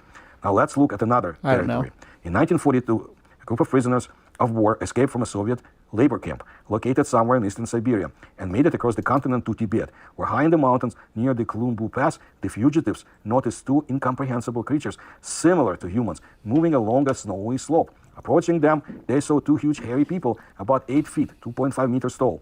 They were powerfully built, broad-shouldered, with long arms and almost square heads with hair that fell to their shoulders. Later, local residents... You notice how these all sound like maybe like they're just people? Like even the last one where they raised the kid and he couldn't even be distinguished from the native kids. What does that tell you about how these Yetis look? I mean, are they just people with genetic abnormality that makes them hairy? Said that they met Singa Singh, which means bear man. In other areas of Tibet, this creature is called Juti. And finally, the Himalayas. In 1978, a group of Polish climbers went to the Himalayas. Their goal was to climb Lhotse, 8,511 meters in height. On the way back after a successful ascent, the climbers were in for a surprise. From the media and from their Sherpa porters, they knew quite a lot. Yeah, Summer of '69 is sort of famous for that, Aunt Jer, if I'm not mistaken. Got my first real 6-string, bought it at the 5 and dime. Actually have my first real 6-string still in the other room. I still have it. It's nostalgic to me. I learned to play on that big old bitch and keep it tuned in like a drop D now. So whenever I feel like chugging, I just pull it out and just chug away. Wild, hairy, humanoid Yeti creatures found in the Himalayas. And when one morning they got out of the tents and walked Love you, PC. Love you, love ya. the snow-covered path to the nearest neighboring camp where the French expedition was staying. While walking along the trail half a kilometer from the camp and approaching the icefall, the climbers saw fresh traces of bare human feet, clearly imprinted on the recently fallen snow. The tracks were traced for hundreds of meters. They didn't look like the tracks of any known animal. These were not the tracks of a bear. And where could it have come from at such an altitude in the autumn time, when all the animals descend from the highlands into the forest to feed for the winter? So it sounds like it'd be a good way to sneak around if you were a fugitive, like what they were talking about, and you had some big fake feet to like cover your tracks. Be like, oh, this isn't the fugitives we're tracking. This is a Yeti. Could not have been a man, since people do not walk barefoot on glaciers, and their sizes were not human. The footprints were of two. But you can make big fake Yeti footprints to walk in the snow, or like snowshoes, right? Like the big Yeti snowshoes to throw off people from following you or from finding you. Sizes. The large tracks were 35 centimeters long and 22 centimeters wide. The depth of the tracks was twice as deep excuse me. Okay, Trees, you got to remember, I'm playing acoustic, though. I'm an acoustic girl. I can play electric guitars, but acoustic is my passion. And I can play metal. Usually if I'm going to play metal, I'm not going to be on the guitar, though. I'm going to be on bass. It just comes more naturally to me to play the bass. Maybe someday I'll be the bass out, but I got a good bass amp right now. As the depth of the climber's tracks on the same snow. This testified to the great weight of the creature that left traces. Large and small tracks strayed side by side. In some difficult areas, small tracks disappeared. It seemed that in these places, a large creature took a small one in his arms and carried him. The tracks started from the camp of the French expedition, where various things were left, including bales of food from the French. Yeah, we're all shaming you, John Fabiano, for shame. Camp. The tracks went towards the icefall, where they were lost among the ice blocks. These tracks were captured on film by the expedition's cameraman Jerzy Sturdel and demonstrated, shown on Moscow television in the year of 1978. The most valuable thing about these photographs was that they clearly showed that at least 2 hairy creatures are known to science live in the Himalayas, a giant anthropoid ape, Yeti, and a more humanoid hominid. It was not known which of them the Sherpas call Yeti. These hominids clearly do not... So like, this is where they get like, oh, there's 2 species now. Have appeared from nowhere. The term relic or relic used to describe them demonstrates antiquity of this type of hominid. Yeah, John Fabian, I've been getting DMs all morning about your typos. Dude, get it together. Love you. Thank you for showing up every morning. Which seems to have survived as an anomaly in parallel to us, to Homo sapiens. And it is thought in science that we are the only living hominid creatures. As I have shown in my videos, there are creatures on this planet we still know very little about. And we should find out more. And I'm hoping one day to get to Mongolia. I'm training, and I have a dog who's actually a Korean wolf who's helping me in my exercises. We live on a fascinating planet. There are areas on this planet that have not been really explored. You're going to bring a wolf to hunt Yetis in Mongolia? That sounds like a novel. Bringing his hunting wolves into Mongolia to hunt for Yetis or Almas or... I know about the deserts of Southwest Africa, of Eurasia. There are so many more places. In Brazil, of what I know, but I've seen just a small bit, but there is so much more. In other areas. And there is the Antarctica and so much more. And I'll do my best to bring you videos of my experiences and my research and testimonies of those who had actual encounters, brave researchers, explorers, dreamers, you can say. So if you like my research, I ask you that you please support me. Neck, You'll find the links in the description to this video. Just won't I would really appreciate that, and that you would subscribe to my channel, tell others about my channel, and like my videos. Thank you. And all right, so yeah, I subscribe to your channel, don't I? Oh, I guess not. I'll subscribe. Yeah, we'll subscribe because you have a lot other stuff that I think that we might be able to cover and work with here. A lot of stuff that we might be able to work with. But yeah, this was Paranormal Research Paul Stonehill. And I believe he's in Russia. I believe so.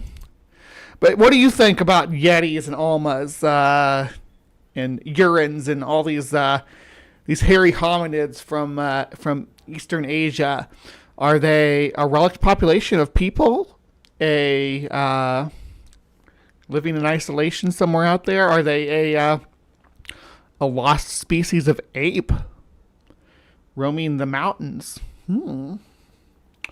Are they bear sightings? Is it a mixture of bear sightings and folklore and legends? What do you guys think? You tell me in the comments down below. Please remember to be kind. Take care. And we'll see you next time. All right, live from the Hive audience. Do not leave. I'm telling you right now. Don't go. There's more show to come. And we are just getting started. As you can see, Bugbot's asking you about the Vatican right now. That's where we're headed right after this. We got a whole list of nutty stuff from the Vatican. So you're not going to want to miss out on that. So don't go anywhere. And then after that, we're going to talk just a little. We have a little short segment on jumping beans just for fun. And then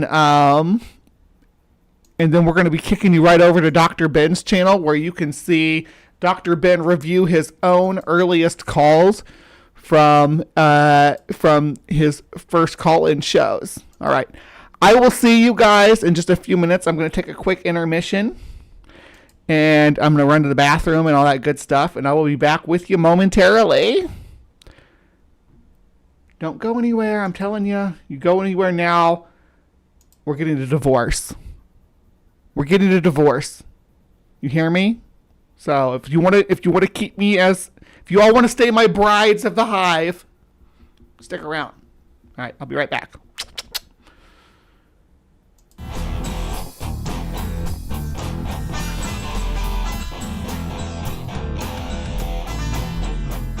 Evolutionary arms race. So that's why you get run into a lot of problems with people misunderstanding evolution, because they're like, oh, this animal hasn't changed for millions of years. It's because it's been and that's never true, by the way, but that's because it's been accustomed to that ecological niche for all that time, and it doesn't mean it hasn't been challenged for that. It just means it came out on top every time. Sharks are a good example. They're well adapted for their environment. They aren't going anywhere, well, until now, so we started killing them and eating them, but or just killing them for fun. When there's an extinction event, that's when we get what we call, it's a punctuated equilibrium.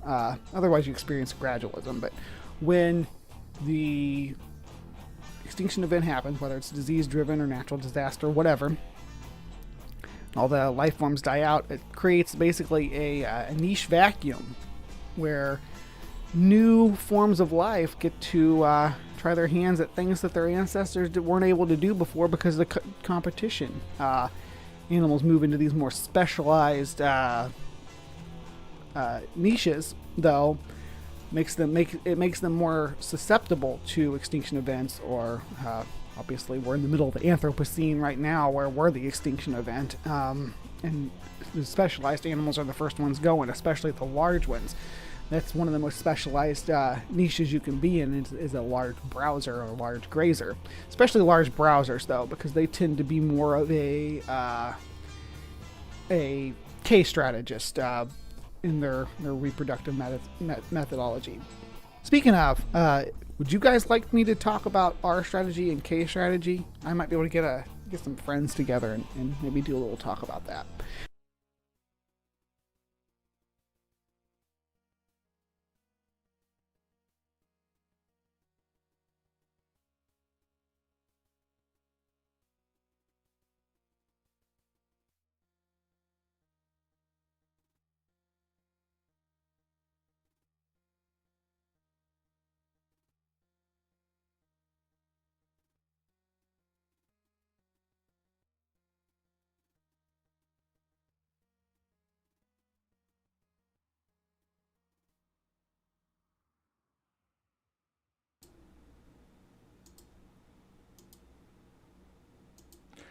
All right. Hello, my beauties and bees, and welcome to our Week in Weird, where we explore the craziest conspiracy theories that we can find around the internet. And today, I think I found some good ones, because my audience has voted and said, "Hey, we want to talk about the vaults of the Vatican," which is where we're gonna head immediately right now.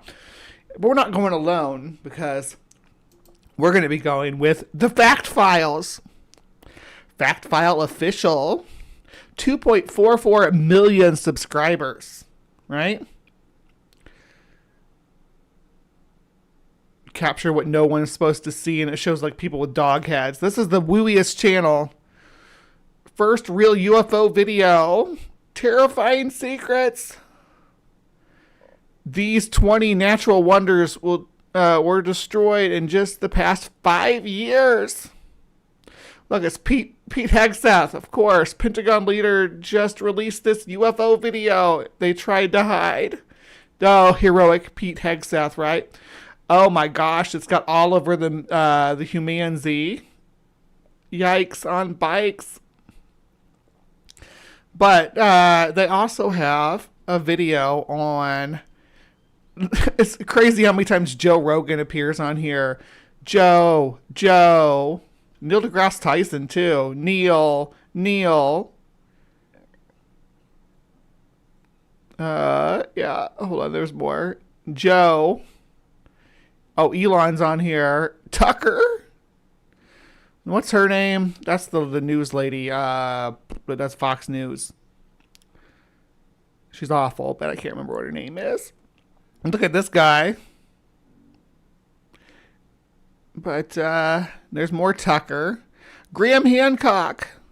You get the idea what kind of channel we're dealing with here, right? There's Elon again. More Graham Hancock. Mustache Man. Tucker again. Graham again. Joe again. Joe and Graham together. Graham Hancock. The Pope. Yeah, this is the kind of wildness that we are looking at today, though. Let's go.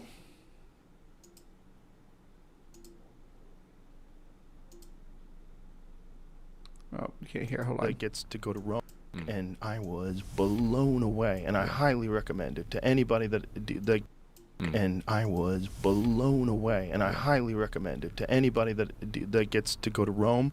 If you go to Rome, please go to the Vatican. It's stunning. Beneath the timeless corridors of the Vatican lies something few have ever seen. A sealed vault, untouched for centuries. Behind its heavy, ironclad doors are relics, manuscripts, and secrets so... When we talk about the Vatican and the vaults of the Vatican and just the Vatican in general and the Catholic Church, please, I ask everyone to remember and keep in mind that the land that the Vatican is on was granted, bestowed upon the Catholic Church by the fascist Mussolini government of Italy, who were part of the Nazi Axis. Fun stuff. Profound, so potentially world-altering, they have been kept hidden from public knowledge. Why were they sealed away? And more importantly, what exactly did they find? From forbidden scriptures to lost technologies. Prepare to descend into the shadows of faith, history, and conspiracy. This isn't just a story about hidden artifacts. It's a story about how the world might have changed if these truths ever came to light. Now, beyond NASA and ESA, the Roman Catholic Church is also interested in what lies beyond our universe. Indeed, the Vatican has its own observatory in Rome. They got a little observatory where they say, "Hey, Jesus." Yeah, they don't want to talk about where they got their sovereignty from. We talk day and night about how Israel got their sovereignty from the UN and from Churchill specifically in the UK, but no one talks about how the Vatican got its sovereignty. No one wants to bring that up up into the light. The Jesuit astronomers are also looking to the heavens in Mount Graham, Arizona. 1. The Forbidden Codex. Deep within the Apostolic Archive lies a mysterious manuscript that scholars whisper about in hushed tones. The Forbidden Codex. Believed to have been omitted from the canonical Bible during the Council of Nicaea. This gospel... Remember the Voynich manuscript that we talked about? Oh, how long ago has that been? That's been forever ago. Hold on.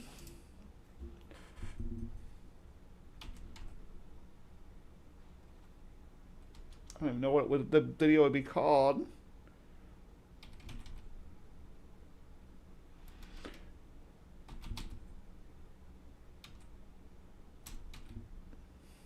Yeah, the Alien manuscript. And it was, here we go. Gotta drop a link to it.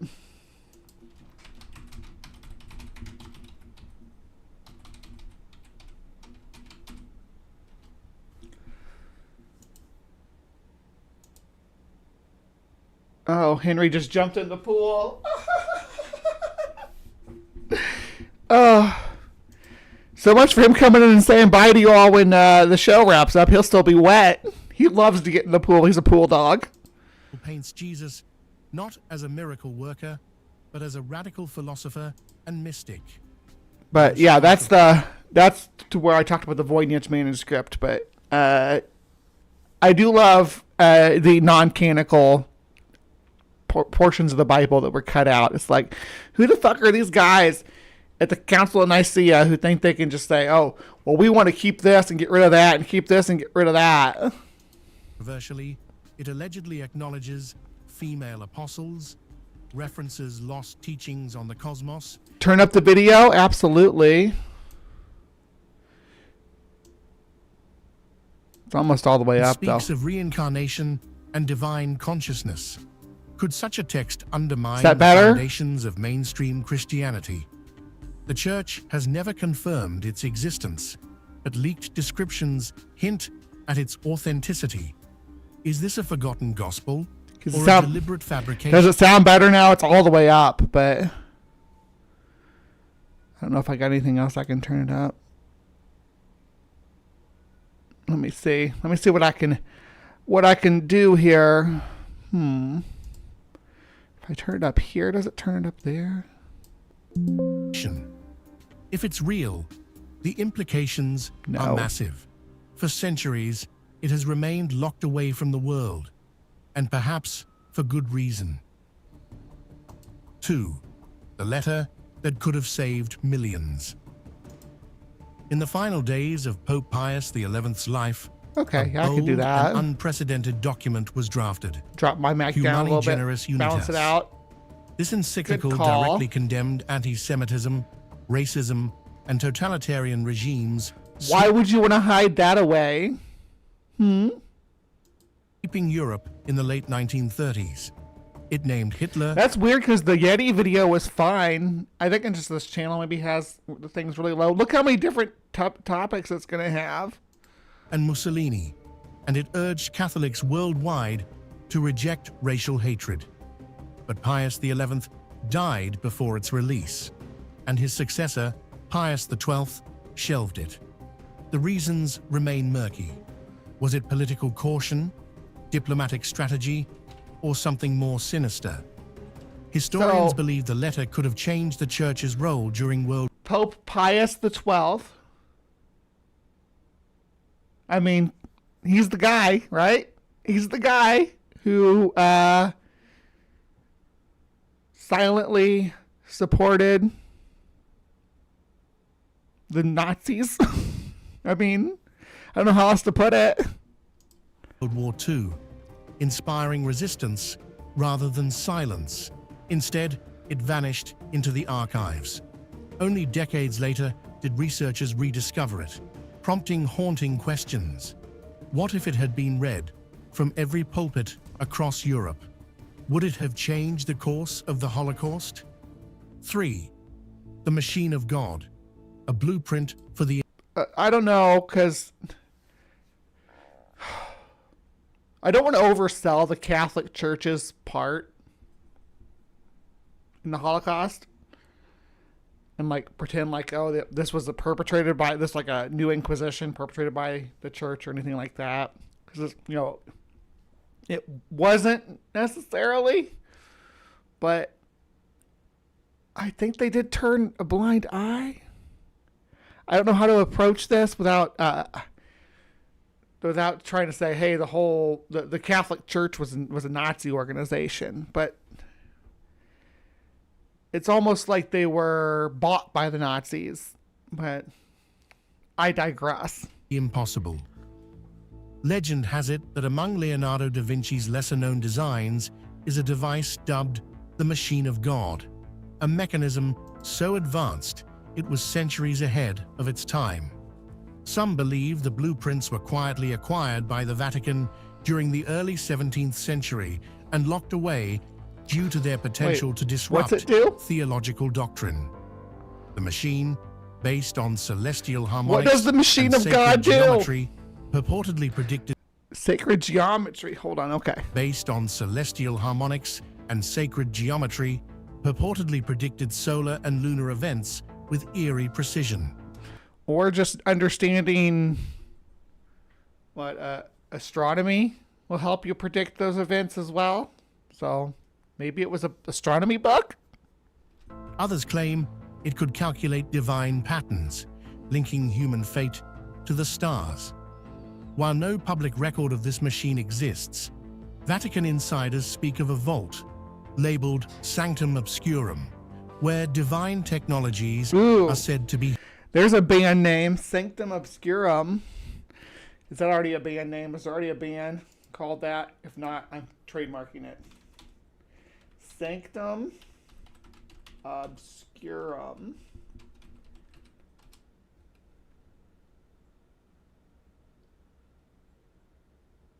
No, but there's one called Sanctum Obscurum. I know there is Sanctum Obscurum, maybe. There's a song called Sanctum Obscurum. Okay. Hidden. My bad. Was Da Vinci building a celestial computer or something far stranger? And if so, why bury it? 4. The necropolis. Sounds like Da Vinci was dabbling in astronomy to me, but and maybe coming up with some astronomy tools. I don't know why that's such a weird thing. Or why.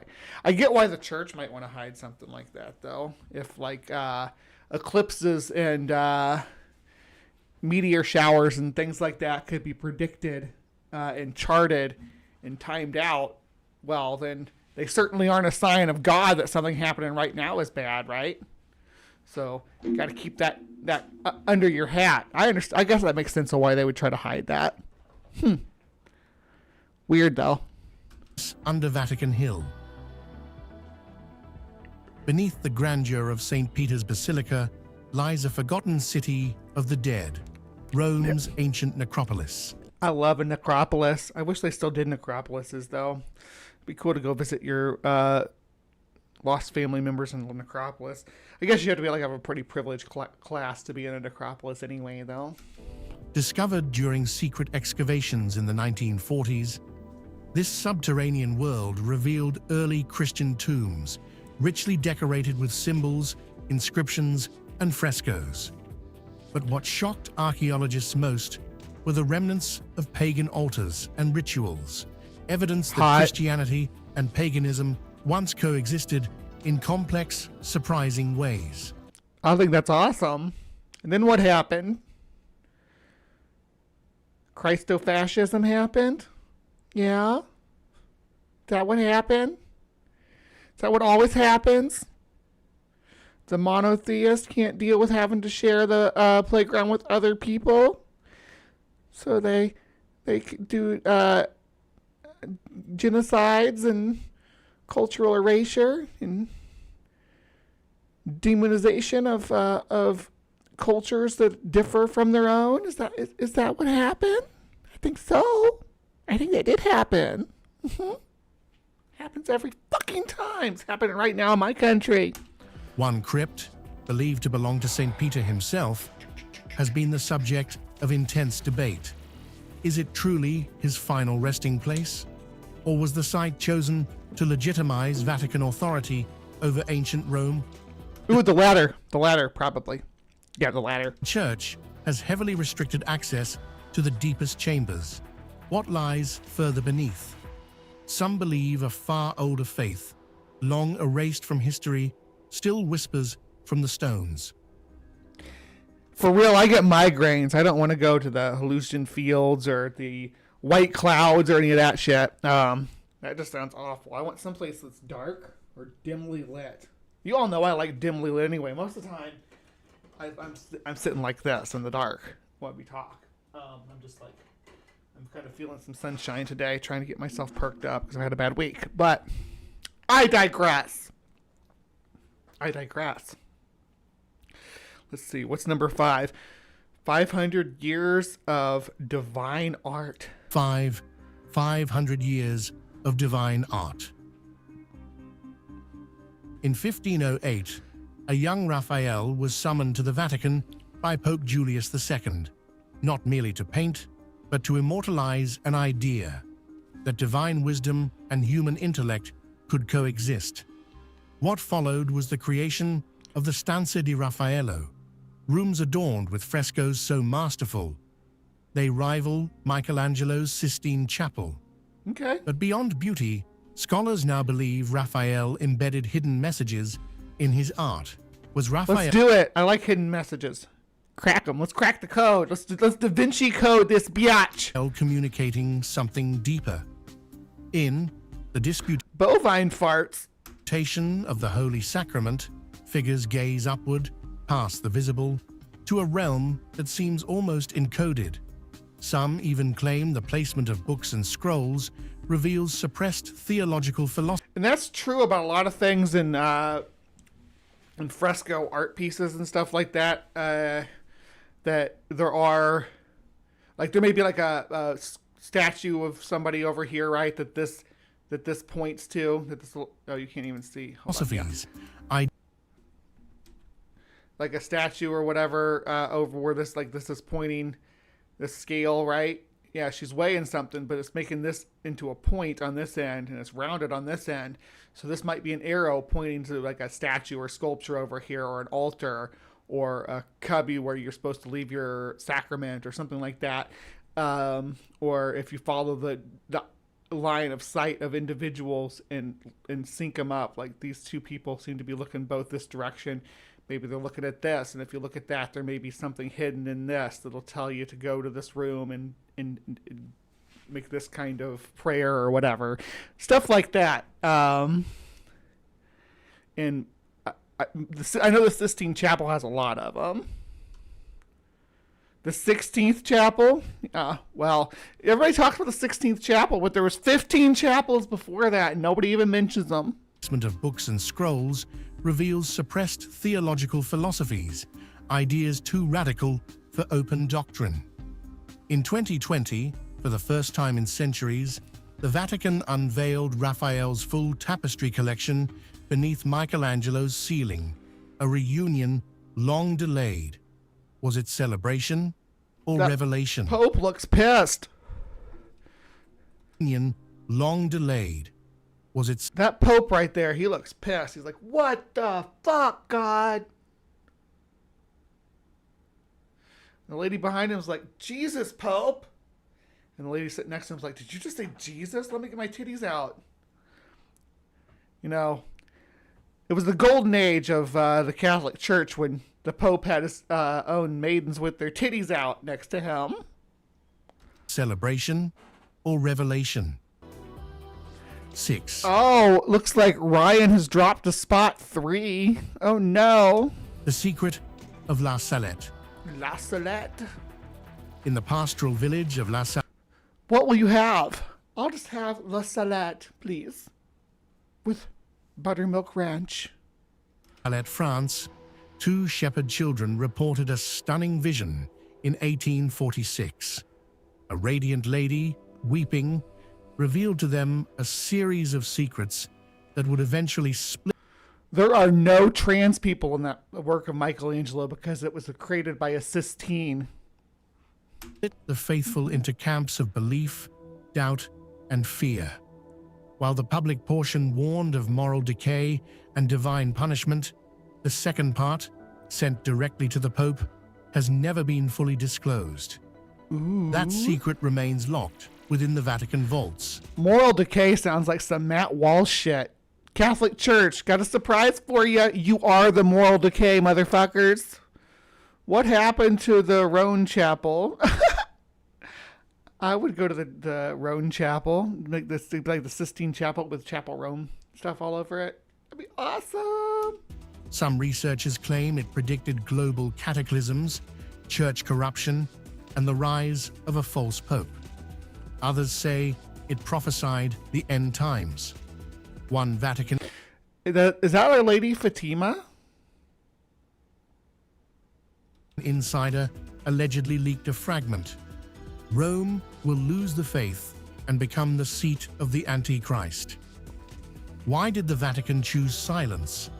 Officially, to protect the faithful from unnecessary panic.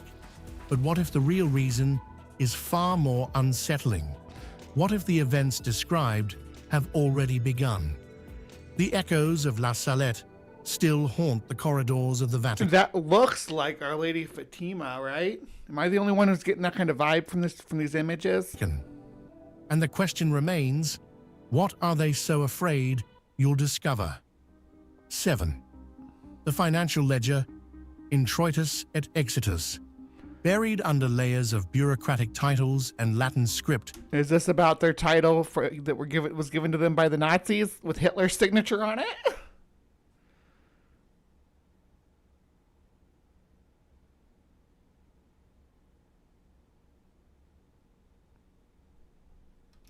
Lies one of the Vatican's most revealing documents, Introitus et Exitus. Literally translated as income and expenses, this annual financial ledger spans centuries and is anything but mundane. The pages not only detail the church's income from indulgences, tithes, and donations, but also... Y'all know what indulgences are, right? Indulgences was when the aristocracy of medieval Europe, or I guess it wasn't medieval, it would have been like early modern Europe, would purchase sins from the church, basically pre-order their forgiveness for what they're about to do, right? For the sins that they're going to commit at their parties or whatever. You know, they would buy indulgences so they could indulge in sin and already have forgiveness on its way from the church. Also disbursements to monarchs, secret orders, and controversial regimes. Payments to shadow... Controversial regimes. Say it with your whole chest. We know who you're talking about. Ben's got celery juice. Let it be known. And that's in about an hour. Yeah. So stick around and we'll boot you right over to Ben's right from here. Figures during the Cold War. Coded entries coinciding with historical upheavals. Even alleged funding trails to paramilitary groups in the 20th century. What makes this ledger so dangerous is its ability to connect the dots. Dots that may reveal how the church has influenced global events, not just spiritually, but financially. Again, we know what you are talking about. Why don't you say it? Say it with your whole chest. Who was in charge in Italy in the 1930s? And then we'll move through that topic. I mean, we can stop pretending that, you know, the Pope's been in Rome, but they didn't have their own sovereignty until the 1930s. Yeah. I will say that the Catholic Church was like Musk is to Trump to Mussolini, right? Before the fallout, anyway, which I've been following with great pleasure. One entry, dated 1942, chillingly reads, "Transference for humanitarian outreach, Southern Europe, classified. The amount, equivalent to tens of millions today. Is this evidence of charity or quiet complicity?" One Vatican accountant, who reviewed a portion of the records, he won't say it, vanished weeks after giving an anonymous interview. To this day, few are permitted to see the unredacted ledgers, because when you follow the money, you often find the truth. 8. The Vatican. Yeah, SJ. I used to interact with SJ on Twitter when I did Twitter. I don't do Twitter anymore. I do not. It's a cringe place. But we're not going to talk about SJ's peonies because, yeah, gross.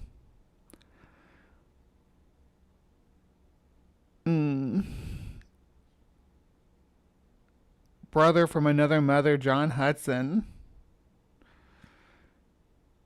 UFO. Yeah, Twitter's still there, I guess. The U.S. government will probably shut it down now that the Queens are fighting. I call it Twix. I refuse to call it X. I don't call it X at all. And I'm much more active on Blue Sky. I'm not really active on Blue Sky either. And then my Threads is connected to my Facebook, which if you want pictures that I would, for the most part, it's like pretty vanilla stuff. Then Threads is where I'm posting, like, as an extension of Facebook. Sometimes, it's pretty vanilla. But on Blue Sky, I'll post more fun stuff, and then of course Discord's where I have all my fun. I do get a little bit racier on Instagram if you're interested in that. Files. Yeah. It sounds like something out of a science fiction novel, but several insiders allege that the Vatican has long maintained files on unidentified aerial phenomena. Housed deep within the Apostolic Archive, UFOs? Formerly known as the Secret... There's going to be Vatican UFO documents. Fuck yes. Archive. How far back do those go, I wonder? These documents reportedly include reports from missionaries, bishops, and even popes who witnessed unexplained objects in the sky. One particularly bizarre document, dated 1561, references a celestial event over Nuremberg, Germany, where witnesses described floating crosses, metallic spheres, and an aerial battle. Vatican astronomers were said to have investigated and stored. That sounds kind of badass, like a space battle above like medieval Europe. Could you imagine? And like there were probably meteor showers and stuff that could have accounted for some of this. I don't know, because we have like things like the Leonidas meteor showers, which people thought the world was ending. Stored their findings in a file known only as Decilis Alienus, of alien heavens. More recently, reports suggest Pope John XXIII encountered a being during a garden stroll at Castel Gandolfo in 1961. Castel Gandolfo? Anything with Gandalf A in it? luminous figure allegedly emerged from a hovering craft. His account, buried in Vatican protocol and never officially acknowledged. Why would the Church be interested in extraterrestrial life? Perhaps because the discovery of life All right, beyond... we're going to look at Castel Gandolfo because I found it. It's right here. Well, it disappears when I zoom in. Where? I guess it's the name of the town. But it's got a nice lake. Lago Albano.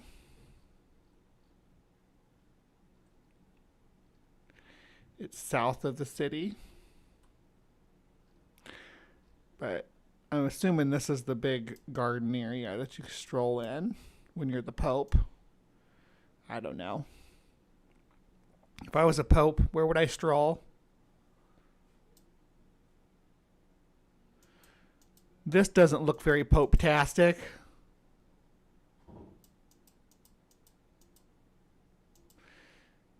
That's not Pope-tastic at all.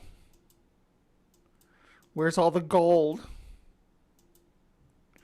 Pope not happy. Oi. on Earth challenges fundamental theological doctrines, or perhaps because they already knew.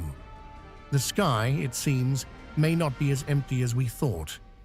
And yet, that's still not the strangest secret sealed behind those walls. 9. The Gospel of Judas. It'd be awesome if they showed like the wall open up and a bunch of seals ran out. And it was like seals behind the walls. Oh no. I'm an idiot. I'm sorry.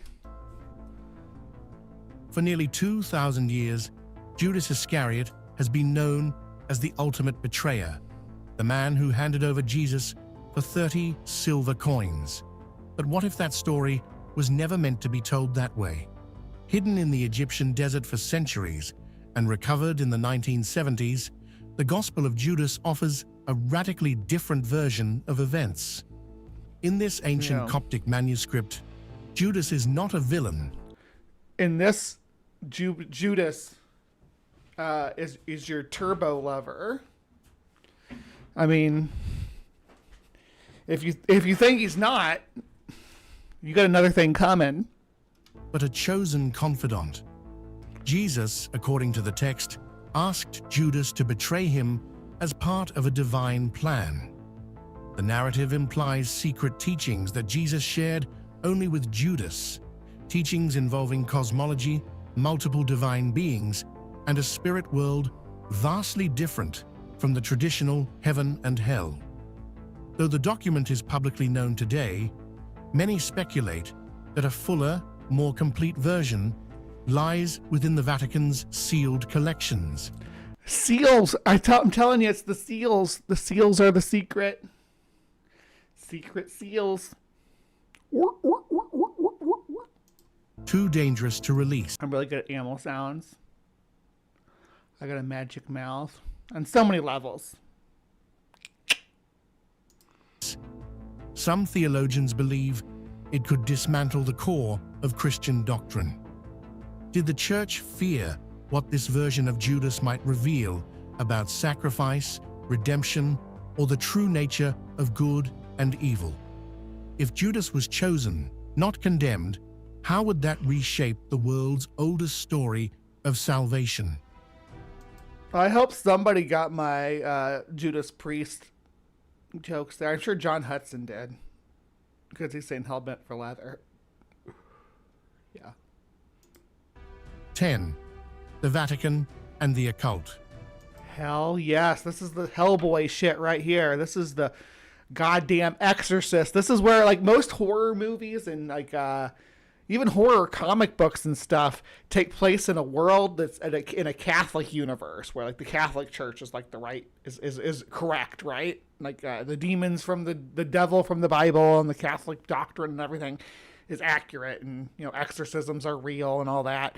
So there's we can't really talk about the occult in general without thinking of the Catholic Church and witch hunters and witch finder generals, because the Catholic priests are the heroes of these narratives, right?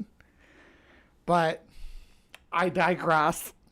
We'll see what they have to say about their ties to the occult. For an institution so publicly devoted to purity, the Vatican has amassed a striking volume of literature on the occult. From ancient grimoires to alchemical texts, some of the world's most arcane knowledge... What the hell were they doing to that guy? Hold on. ...to alchemical texts. What are you doing to this gentleman's feet? What's going on here? This is like an exorcism, right? It's got to be an exorcism. That guy's wearing kind of an executioner hood. Unless he's wearing a hood like this and just looking away. But that looks like an eye hole. Maybe. This is a woodcut piece. Homie is looking like he's getting tortured. I think this is a torture device. Some of the world's most arcane knowledge is preserved not in private collections or secret societies, but beneath the Vatican itself. One particular manuscript, known only by its catalogue code, Ordo Tenebris 739, allegedly contains ritual instructions for summoning and banishing entities, translated from pre-Christian Babylonian rites. Pre-Christian Babylonian rites to summon entities? Please give those to me. I need those. I need those. Those are my people's records, okay? So return them to us, and there won't be any trouble, Pope Leo. Is it Pope Leo that we're dealing with now? Pope Leo? Yes. Us Babylonian witches need our documents to be able to call upon our Savior to.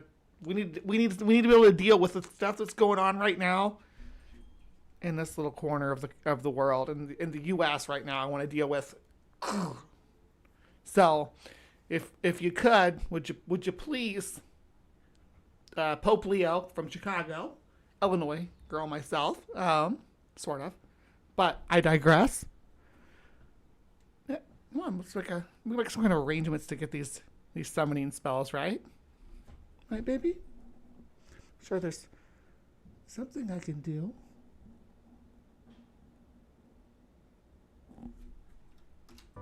Eleventh, a treasure trove of history.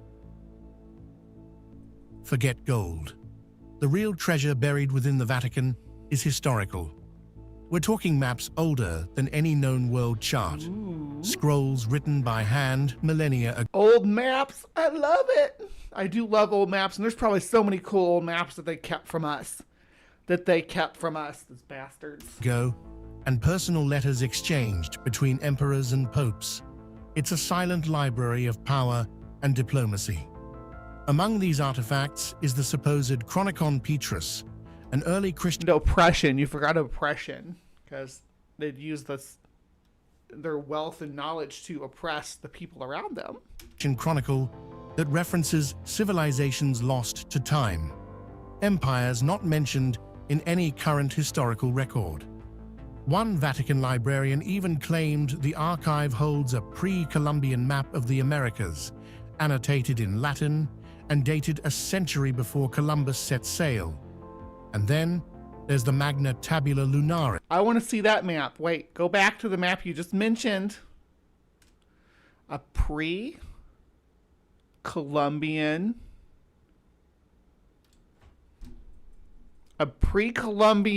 map in Latin, not in Scandinavian.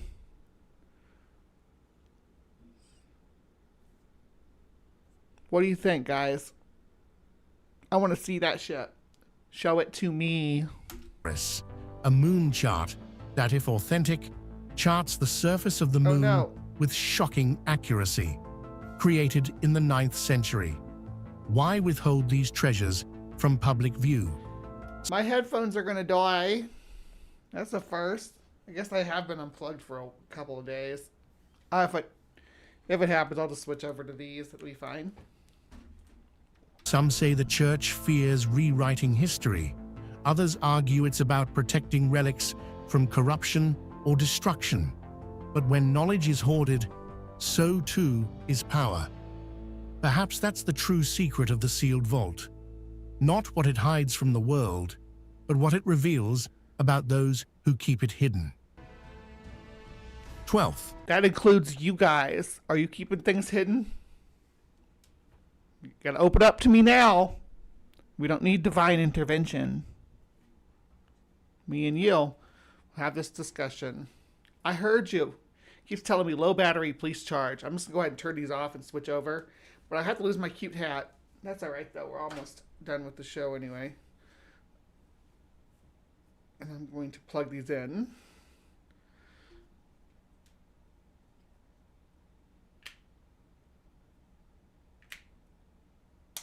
And they're charging now. I'm going to switch over to these. And the show must go on. Make sure connection's good.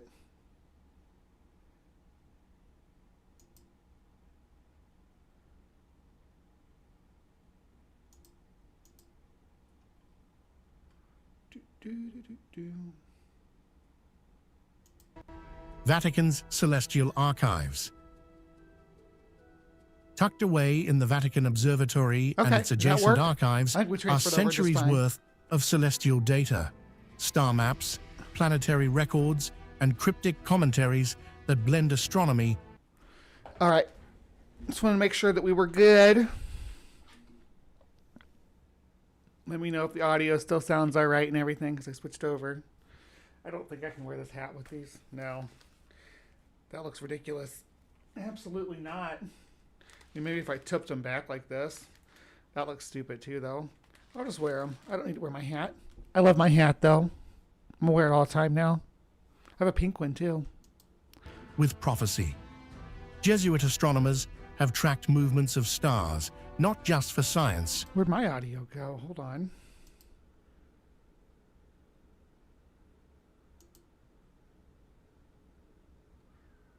But for science. There we go.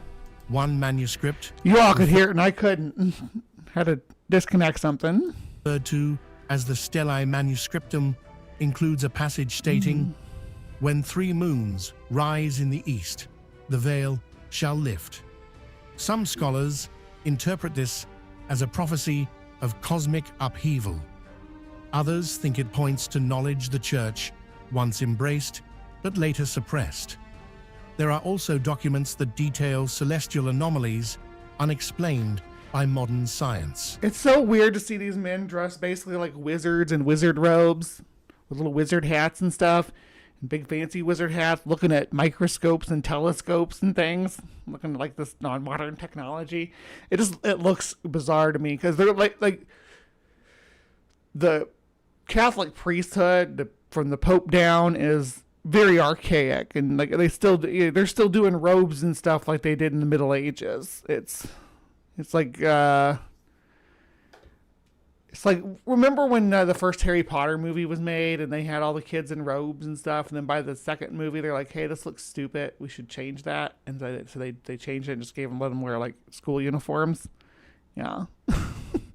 Not that I'm simping for Harry Potter, because fuck Harry Potter. But Are these observations simply astronomical? I stand Daniel Radcliffe, though, so. Or do they hide something far more metaphysical? Perhaps the stars hold secrets, not of the heavens, but of humanity itself. 13. The Devil's Advocate Files. For centuries... Is that like the screenplay for the Keanu Reeves movie? I'm guessing it's probably not, but... The Vatican employed a figure known as the Devil's Advocate, tasked with arguing against candidates for sainthood. Their job? Uncover flaws, false miracles, and buried scandals. These investigations, often brutally honest, are kept in a secret archive, especially the ones deemed too sensitive. Oh, that sounds scandalous. Because, I mean, think of the ones we do hear about, and then think about, oh, well, there's other ones that we don't get to hear about. One file allegedly contains evidence disproving all the miracles attributed to a saint beloved worldwide. Another question...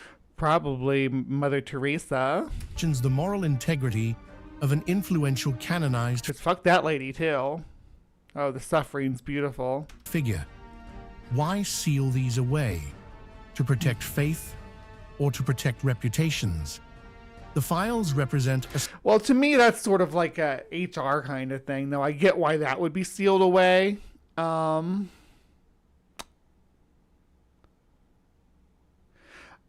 saying that the Pope and his friends could just start wearing suits. Even if the Pope was like, oh, the Pope is designated in a white suit or something like that. That'd be fine. I'm not saying they have to wear school uniforms, but like the Pope could wear a white suit and the Cardinals could wear red suits. Like, dress like it's 2025, not 1525. I'm not trying to shame anybody for how they dress, of course, but some of the stuff that we've seen these church people wear are pretty ostentatious. And they have the nerve to complain about drag shows. Side of the Vatican few see, a place where belief is tested and the truth is not always welcome. Behind the polished image of sainthood may lie stories the church would rather the faithful never hear. No doubt. 14. The Vatican's role in the Holocaust. The Vatican's actions during World War II remain one of history's most controversial mysteries. Officially, the church remained neutral, but hidden correspondence tells a more complicated tale. Letters stored in sealed drawers suggest the Vatican was aware of Nazi deportations as early as 1942. Finally, he says it. 18 and a half minutes into a 26-minute video, he finally says the quiet part out loud. Some priests begged for action. Others warned silence would mean complicity. One chilling memo reads, "Intervention risks global instability. Was the church protecting its flock or preserving its power?" While some say Pope Pius XII acted quietly to save Jewish lives, others argue that moral clarity was sacrificed for diplomatic leverage. These documents challenge the narrative of neutrality. Wait, the deeper one digs, the more unsettling. Hold on, am I wrong about that? Was it a different pope? Wasn't it Pius? Pope Pius XII who signed signed off on all the Nazi stuff to get the Vatican City's sovereignty? Is that not the same guy? So how did he save? What lives did he save? Who did he help? Tell me in the comments down below. Maybe I'm wrong. I don't know, but if I got the wrong pope, tell me in the comments. Tell me in the side chat if you're here now and I got it wrong. But that's my understanding. The silence becomes. 15. The Vatican's role in the Crusades. The Crusades are often portrayed as holy wars, but the Vatican's archived orders paint a darker picture. Original papal decrees detail strategies not only for conquest, but for economic dominance. One document, attributed to Pope Innocent III, uses the term cleansing through desolation. Another discusses the division of spoils between church and crown. Were these wars really about faith or power masked in piety? The records reveal explicit power masked in piety. I kind of like the sound of that. Sounds like a straight up call out. Are you going to stick with it? Instructions for targeting trade routes and cities of wealth. They also expose the theological justifications created to rally fighters, some of which the Church quietly distanced itself from in later years. Through these ancient parchments, the myth of noble crusaders fades, replaced by something far more calculated and far less holy. Is there a myth of noble crusaders? I've always thought of the crusaders as like, I mean, they were basically the Catholic version of, like suicide bombers, right? Or the,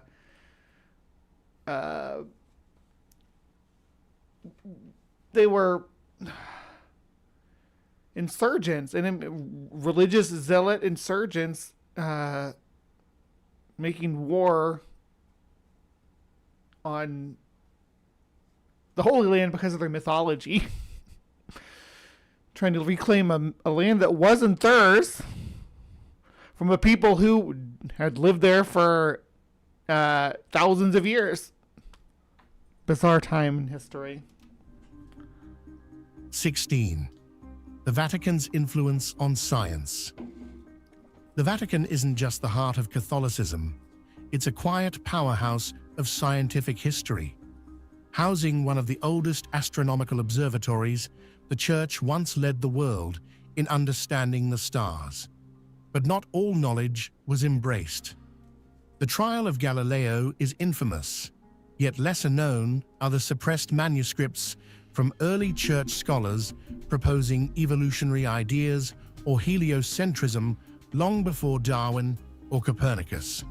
Some of these remain unpublished. What the hell does Darwin have to do with heliocentrism?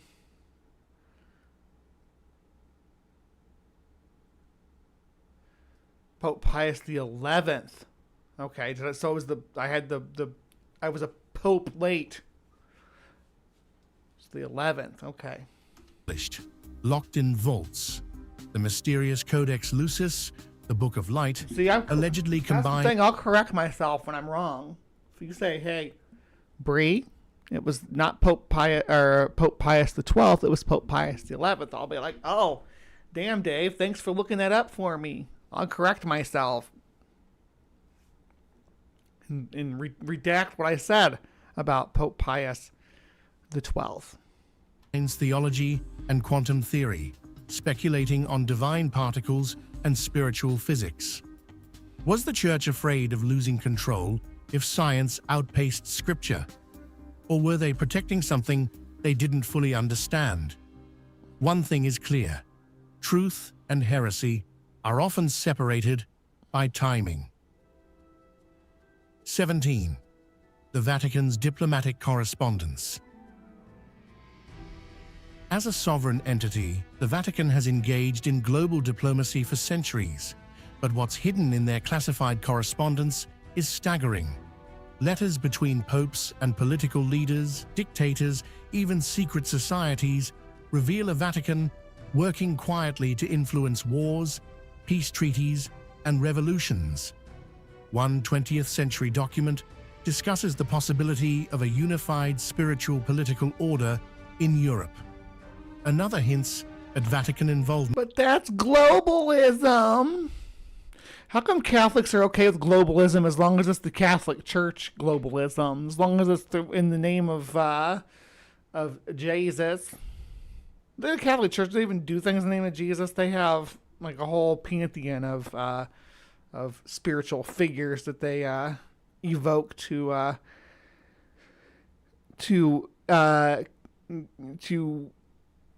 claim their divine right to whatever land they stick their little flags in Cold War resistance movements. But it's the cryptic language in some of these notes. references to sacred balance and dark illumination that spark the most speculation.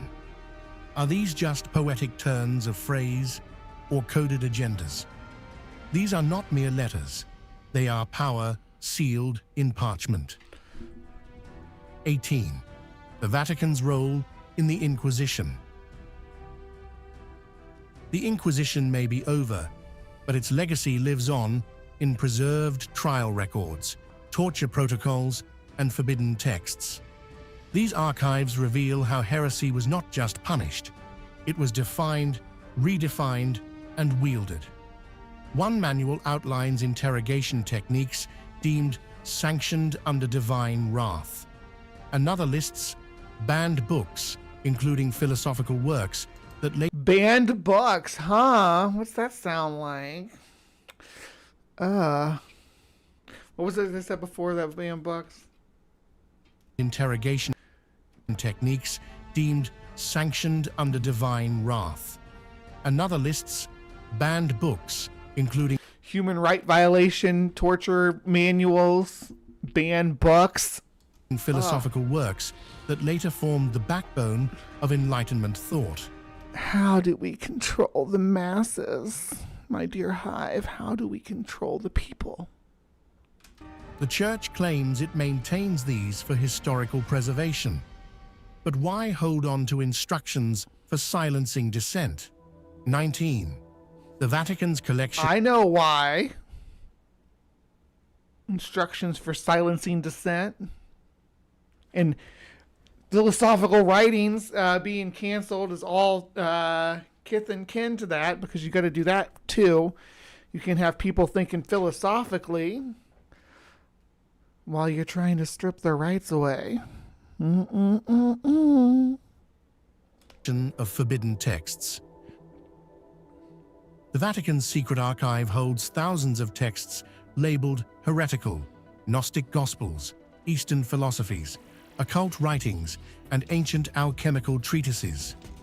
Some of these were seized during the Inquisition. Others were acquired through private collectors or secret negotiations. Why preserve what was meant to be destroyed?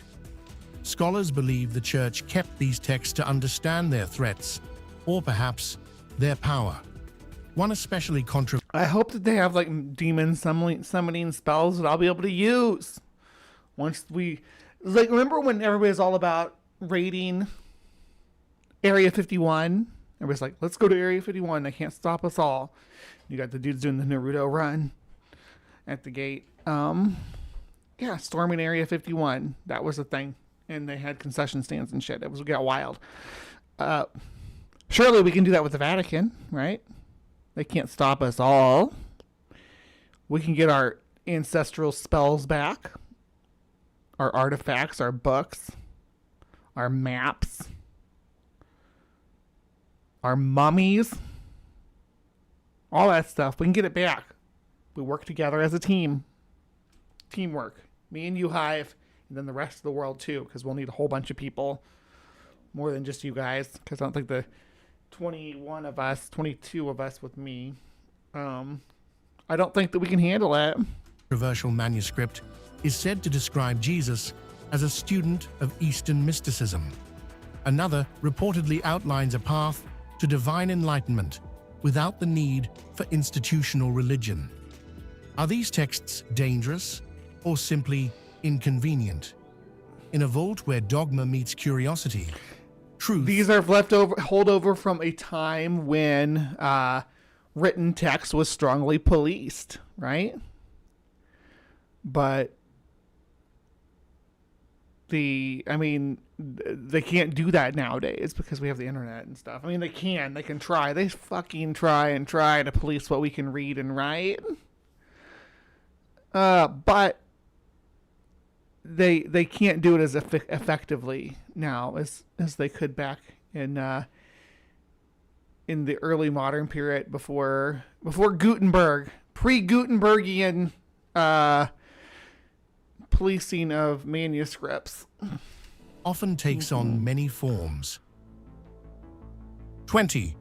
The enigmatic legacy of Pope Sylvester II. Long before the Renaissance, there was Pope Sylvester II, a scholar, scientist, and rumored sorcerer. Born Gerbert of... Fuck yeah. Why don't we have sorcerer popes anymore? Like, seriously, what if a portal opened over Europe right now and like a legion of demons started pouring through and we did not have a sorcerer pope to protect us? Aurillac, he studied in Islamic Spain and was fascinated by mathematics, mechanics, and astronomy. Some believe he constructed automata, mechanical beings, and a mysterious bronze head, said to answer questions with uncanny accuracy. Nice. His reign as Pope... I want one of those. Is that down there in the Vatican? So, if we go to the Vatican, I'm looking for this talking head. Yeah. A bronze head that talks and answers questions. From 999 to 1003 was marked by both admiration and suspicion. After his death, legends emerged claiming he had made a pact with the devil for knowledge. Hidden beneath the Lateran Basilica, his tomb bears an inscription: "When I awaken, Rome shall fall." Whether metaphor or warning, the church has never opened it. Was he a genius? I'll open it. Let me open that shit up right now. I'm ready for it. Pope Sylvester and Tweety Bird. No. Ahead of his time, or a keeper of forbidden knowledge. Either way, his legacy is one the Vatican still treats with... He's a sorcerer. Maybe the sorcerer supreme in this universe. Show a little respect. That's why we need more sorcerer popes. I don't know if Leo's a sorcerer or not. Silence. History isn't always written, it's hidden. Locked behind stone and secrecy, the Vatican's vaults aren't just repositories. Well, there was we covered it here. There was a portal above Mount Rushmore. We could have used a sorcerer pope. Just a couple of years ago. You know, allegedly that's why Trump lost the 2020 elections. That portal opened over Mount Rushmore and sucked up all the votes. Sucked them all right up into the sky portal. And that's why Joe Biden won. Of faith, but guardians of complexity, contradiction, and untold power.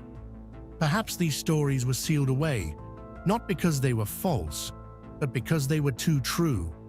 Truths that challenge, destabilize, and rewrite what we think we know.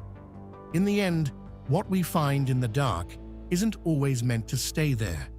Sometimes, the greatest revelations are the ones we're told to forget. And this will probably be a part 1 of this, but we're going to keep going because we got the Vatican archives. Whenever they go, we have about 15 more minutes of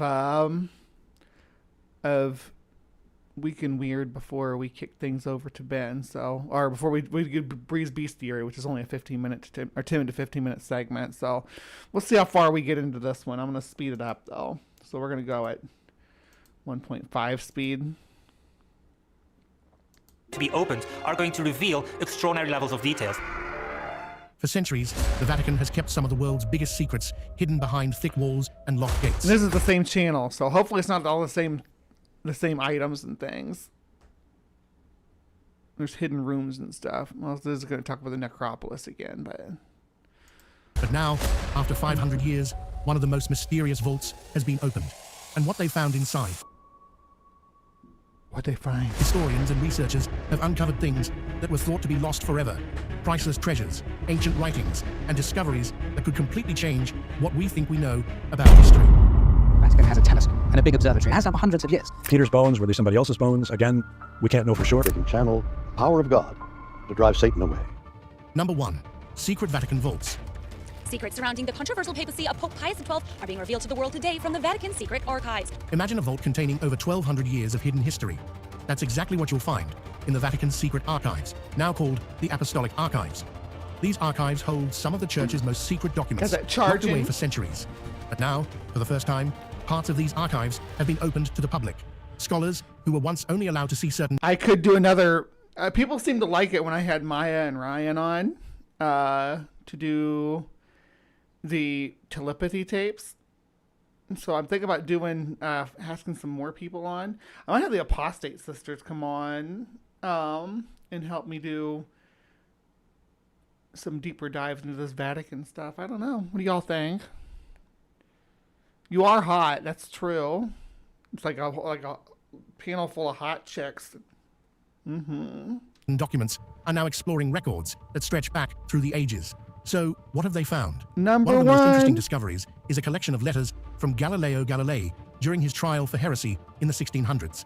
These letters give us a clearer picture of the conflict between science and religion at the time, especially how Galileo's ideas challenged the church. Another intriguing find is a series of secret diplomatic letters from Pope Pius XIII. The person himself of Pius XII Yeti titties. We can whip out our Yeti titties. come out in a different way, of course, because there are answers. You know, in the state of Texas, I should be able to rip out my titties anyway, because these are, this is a man's chest, right, Governor? Right? Two questions at all. During World War II, there has always been controversy about what the Pope did during the Holocaust. Was he silent, or was he secretly working to help people?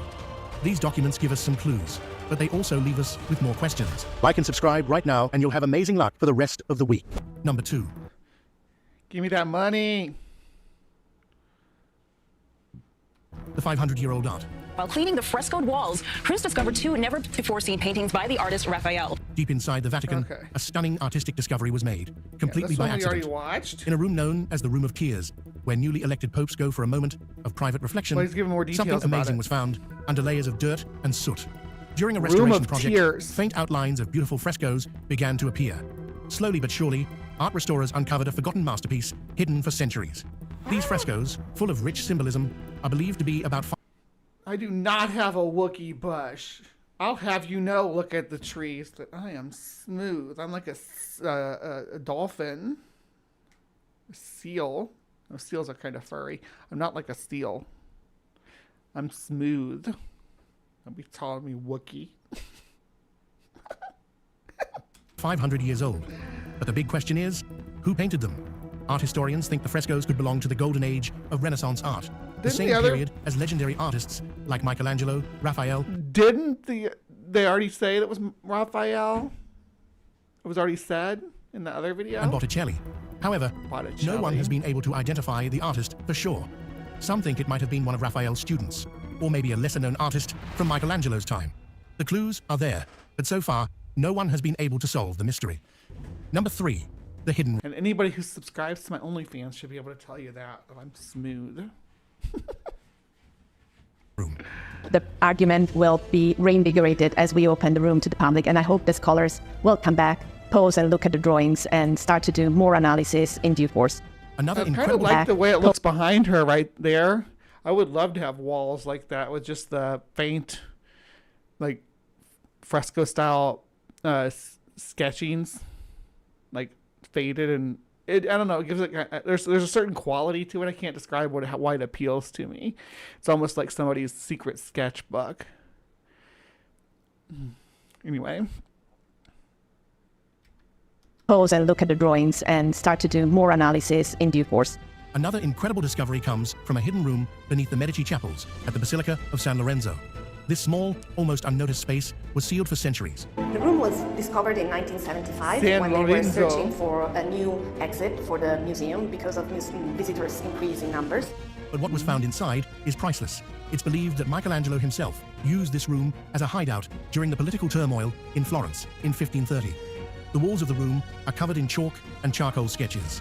These rough drawings show studies of anatomy. Yeah, that's what I'm talking about. I think that'd be cool to have a room with walls like that. I think it looks neat. And early versions of some of Michelangelo's most famous works.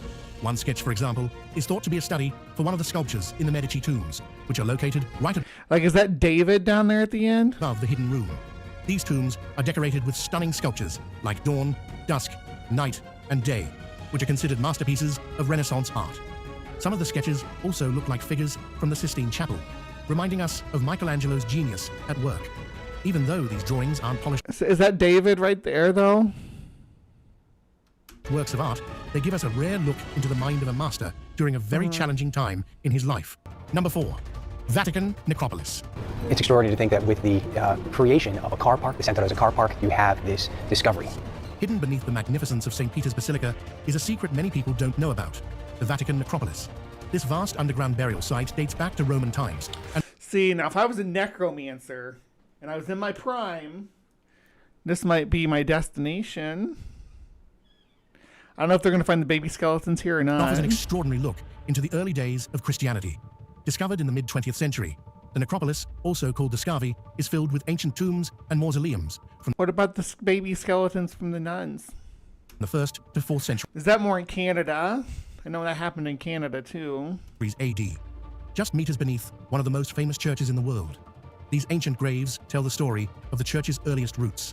Archaeologically, in other parts of the hill, we have burials, including, of course, the famous burials underneath St. Peter's Church. The necropolis stretches hundreds of meters underground, with burial chambers decorated with beautiful frescoes and mosaics. I will say necropolises are just cool, in my opinion. I think they look cool. I think the catacombs under Paris look cool. It's just, it's my vibe. I'm a gothy chick, so... Preserving these ancient artifacts was no easy task. The excavation had to be done with extreme care to avoid damaging St. Peter's Basilica above. Plus, like, this is the kind of stuff that if I went to the Vatican that I would actually go see, is like the necropolis and stuff. But I'd love to go see the catacombs under Paris too. Even though you can only see like 2% of them or something like that. The high humidity levels underground posed a big risk to the fragile artwork. So the Vatican used advanced preservation techniques to protect this historical treasure. Number 5. Ancient papal documents. Deep inside the Vatican archives, there's a collection of documents that spans over 1,000 years. These papers tell the story of major world events and the rise of Christianity, and even include personal letters between popes and rulers, saints and scientists. While some of these records have been shared with the public, many remain sealed and hidden from view. One of the most mysterious parts of the collection is the ancient papal documents, including the files from the Inquisition during the Middle Ages. Although some information... I would love to see that stuff translated. The Inquisition documents. Let's see what they were what the witch finders were saying. About the Inquisition has been made public. A large part of the records is still locked away. These hidden documents might reveal details about the church's interrogation methods, private decisions about individual cases, and secret letters between inquisitors and the Pope. What could these unseen files contain? Could they reveal facts that would change the way we view the church's past? Number 6. Codex Vaticanus.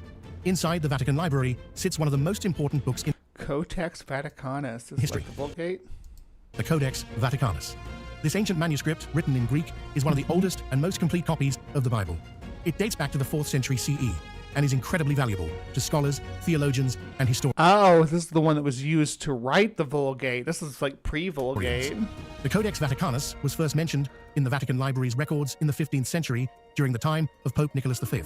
It's amazing that this ancient book survived through centuries of wars, political changes, and religious debates. The Codex was written on vellum, a type of fine parchment, and originally included all 73 books of the Bible. However, some part... That would have been a cool job to be a scribe back then. I hope I would have been able to do something like that if I lived back then, where it's like, hey, your job is to write this, to copy this manuscript or something like that, and you can decorate the edges with symbols and stuff. Yeah, that'd have been fun. I mean, obviously you had to do the Bible, but you could have done other books too, because, you know, that's the... A lot of the anything that we have that's like pre-Renaissance that's holdover was preserved by Catholic monks for the most part, at least over most of Europe. Parts of the manuscript have been lost over time. For example, the end of the book of Hebrews, along with parts of 1 and 2 Timothy, Titus, Philemon. Why do they say 2 Timothy? Isn't it 2 Timothy? Why does that bother me so much? I don't know. And the book of Revelation are missing. Even with these missing sections, the Codex Vaticanus is still one of the most important texts in biblical studies. Number 7. Frescoes in the catacombs. Beneath the streets of Vatican City and Rome lies a hidden underground world, the ancient catacombs. Cool. These are where early Christians buried their dead and expressed their faith through Hell art. yeah, catacombs Some of these are burial badass. sites date back to the 2nd century AD.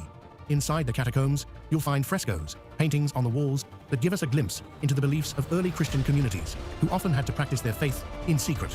These Roman catacombs, including those under Vatican City, weren't just places to bury the dead. They also served as spots for worship and reflection. The catacombs were dug into solid... I want to go down there. I would go down there for real. But the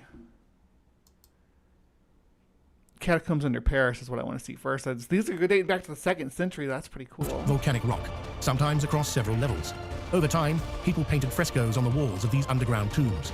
These paintings tell stories, showing the shift in Christian art from simple symbols to full scenes from the Bible. Number 8. Mummies in the Vatican. Among all the treasures and historical items in the Vatican, you might not expect to find mummies, but they're there. While they might not be as... This is probably the last one I cover on here is the mummies. That's what I wanted to get to before we closed out. This is like, there'll probably be a part 2 to this because there's tons more to cover here, and then there's another whole nother video after this one. Well known as the mummies from Egypt's pyramids, the mummies in the Vatican Museum are fascinating links to ancient civilizations. Some of these mummies date back as far as 2000 BCE. They don't just offer a window into the past. They also show the Vatican's connection to Europe's growing interest in Egyptology during the 18th and 19th centuries. During this time, Europe became obsessed with ancient Egypt. Explorers and collectors brought stealing their artifacts, and they're dead, and they're preserved dead. Yeah, maybe you could give them back to Egypt. That'd be pretty cool, wouldn't it? Wouldn't it cool if the Vatican were like, hey, Egypt, we have your mummies, and I didn't take them, but my ancestors did. We get them back now. It's fine. Here's your mummies. Why not? What's stopping you? Give them back to the people they belong to. Give them back to the people you stole them from. Same thing goes to the London Museum or whatever, yeah. Mummies and other ancient artifacts back from Egypt. The Vatican joined in when Pope Gregory XVI opened the Vatican's Egyptian Museum in 1839. Today, the museum holds several mummies, each preserved through different methods like embalming or natural processes. Number 9, Leonardo da Vinci's Codex. All right, yeah, we already looked at Leonardo da Vinci's Codex earlier, so we're going to wrap up this week in weird right here. So this is just part 1 of our Vaults of the Vatican coverage. So the part 2 will not be next week, but I may do the part 2 with guest. So it may not be on CrypticCorner. So or maybe I can finagle it out somehow to make it so I can have guests on to talk about it. I'd like an ex-Catholic. Do I know any ex-Catholics? Calling ex-Catholics? I know Maya. Maya, weren't you a Catholic, or you were raised Catholic? Maybe you want to come on and hang out? Continue digging through the vaults of the Vatican? I don't know. Let me know. But for you at home, what do you think? What else? Was there anything we missed? What else do you think is down there? Obviously, there's more to come here, but what do you think we've missed? Do you think there are copies of the Necronomicon or something down there? I don't know. Catholic girl, Catholic school. Yeah, that's what I thought. Raised by nuns. Ouch. All right, so what I'm going to do right now, I'm going to take a quick intermission because I got to go to the bathroom. We'll come back and we're going to do some Mexican jumping beans kind of stuff, and then we're going to pop over to Ben's. It's going to be fun. Yeah, I'll see you in just a few minutes.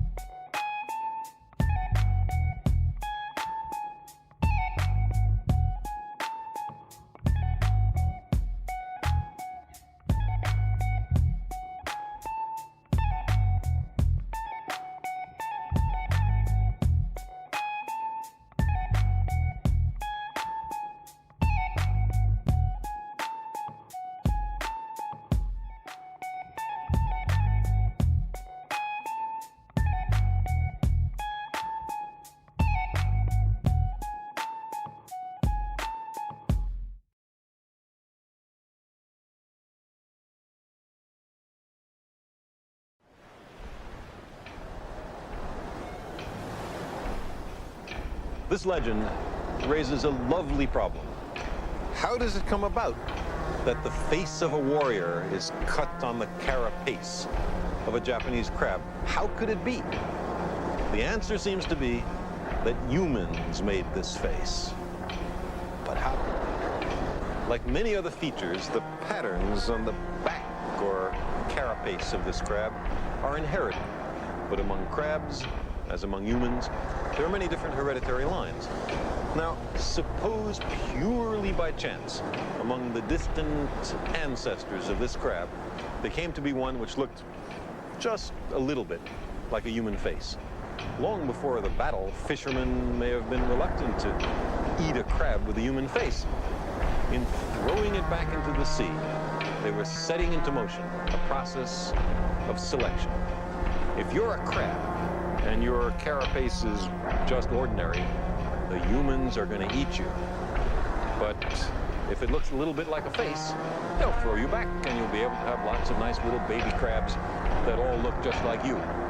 As many generations passed of crabs and fisher folk alike, the crabs with patterns that look most like a samurai face preferentially survived. Until eventually, there was produced not just a human face, not just a Japanese face, but the face of a samurai warrior. All this has nothing to do with what the crabs might want. Selection is imposed from the outside. The more you look like a samurai, the better your chances of survival. Eventually, there are a lot of crabs that look like samurai warriors.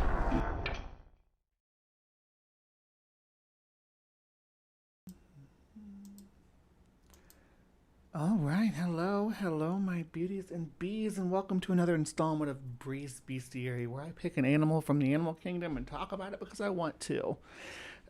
Today is going to be, it may not seem like an animal when I bring it up, but I mean, trust me, it is. But to preface this, I'm going to say the part of Texas I'm in right now, it's called, they do call it Del Norte, which is the North Mexico, because this used to be Mexico, and it's very, very much Mexico, and Mexico has a lot of animals that are going to be associated with it. Most prominently, of course, they get the eagle, the Mexican eagle. It's on their flag. The Mexican wolf, even the Mexican grizzly bear, and there's plenty of plants that are associated with Mexico too. Certain agave plants are definitely strongly tied to Mexican culture. But one thing that does definitely pop out is something called a Mexican jumping bean. Now, is it a plant? Is it an animal? Well, we're gonna look and see. I did find a channel that talks about this and does open one up and everything for us. So this is Grow with Jesse. It's a big channel. It's got like 800K subscribers. So I don't feel like I'm pirating her stuff or anything. I just thought that her examination of the inside of these jumping beans, Mexican jumping beans, was worth looking into. So I put this is the second video because it has yeah, okay, we'll watch this one in the middle. Okay, let's go. Side of Mexican jumping beans. I got my hands on 5 to find out. These things are found in Mexico, and they are small bean pods of a host flower of a plant. That bean hardens and then falls to the ground. So it is the bean of a plant. It's not really a bean, it's a seed pod, but...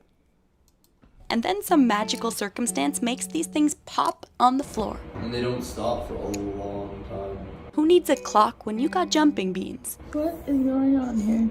I've never opened up one of these things before, so I decided to open 1 out of the 5 beans to find out what's inside. I got my tweezers ready to crack one of these things open and carefully started opening up the seed. And that is when I saw something moving. It looked like there was a caterpillar living in there, and that must be why I hear tick, tick, tick, tick, tick all day. Well, listen, it's a good thing that it's a hobby of mine to hatch ladybugs and butterflies. This one was a morning cloak butterfly and Raffi's best friend. But seriously, hatching butterflies is like the coolest thing ever. She flew away. It's a good thing It does make you sad when they fly away, though. But they do need to fly away.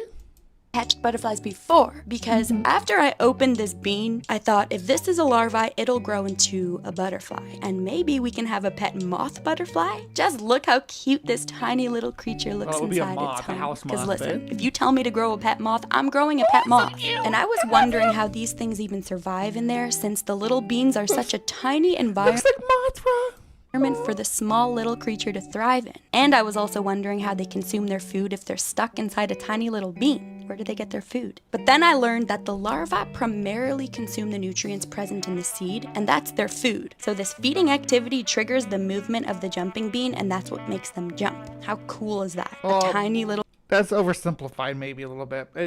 Yeah, they move around their feeding, but they also, when it gets hot, they like make it flip so that it's like cool size, like turning the pillow over when they get hot. Creature can survive in a natural symbiotic relationship with the host plant's seed. Then it all made sense to me because I saw the little larvae moving around eating those little hair-like structures on the bean, and I could not believe what these jumping beans did after I opened them. Because yes, they do eat the little hair-like structures on the bean, but they also apparently try to weave a net around the part of the bean that I opened to actually close the structure all together. It's basically... Yeah, it's like, bitch, what'd you open this up for? I'm trying to sleep in here. Trying to grow.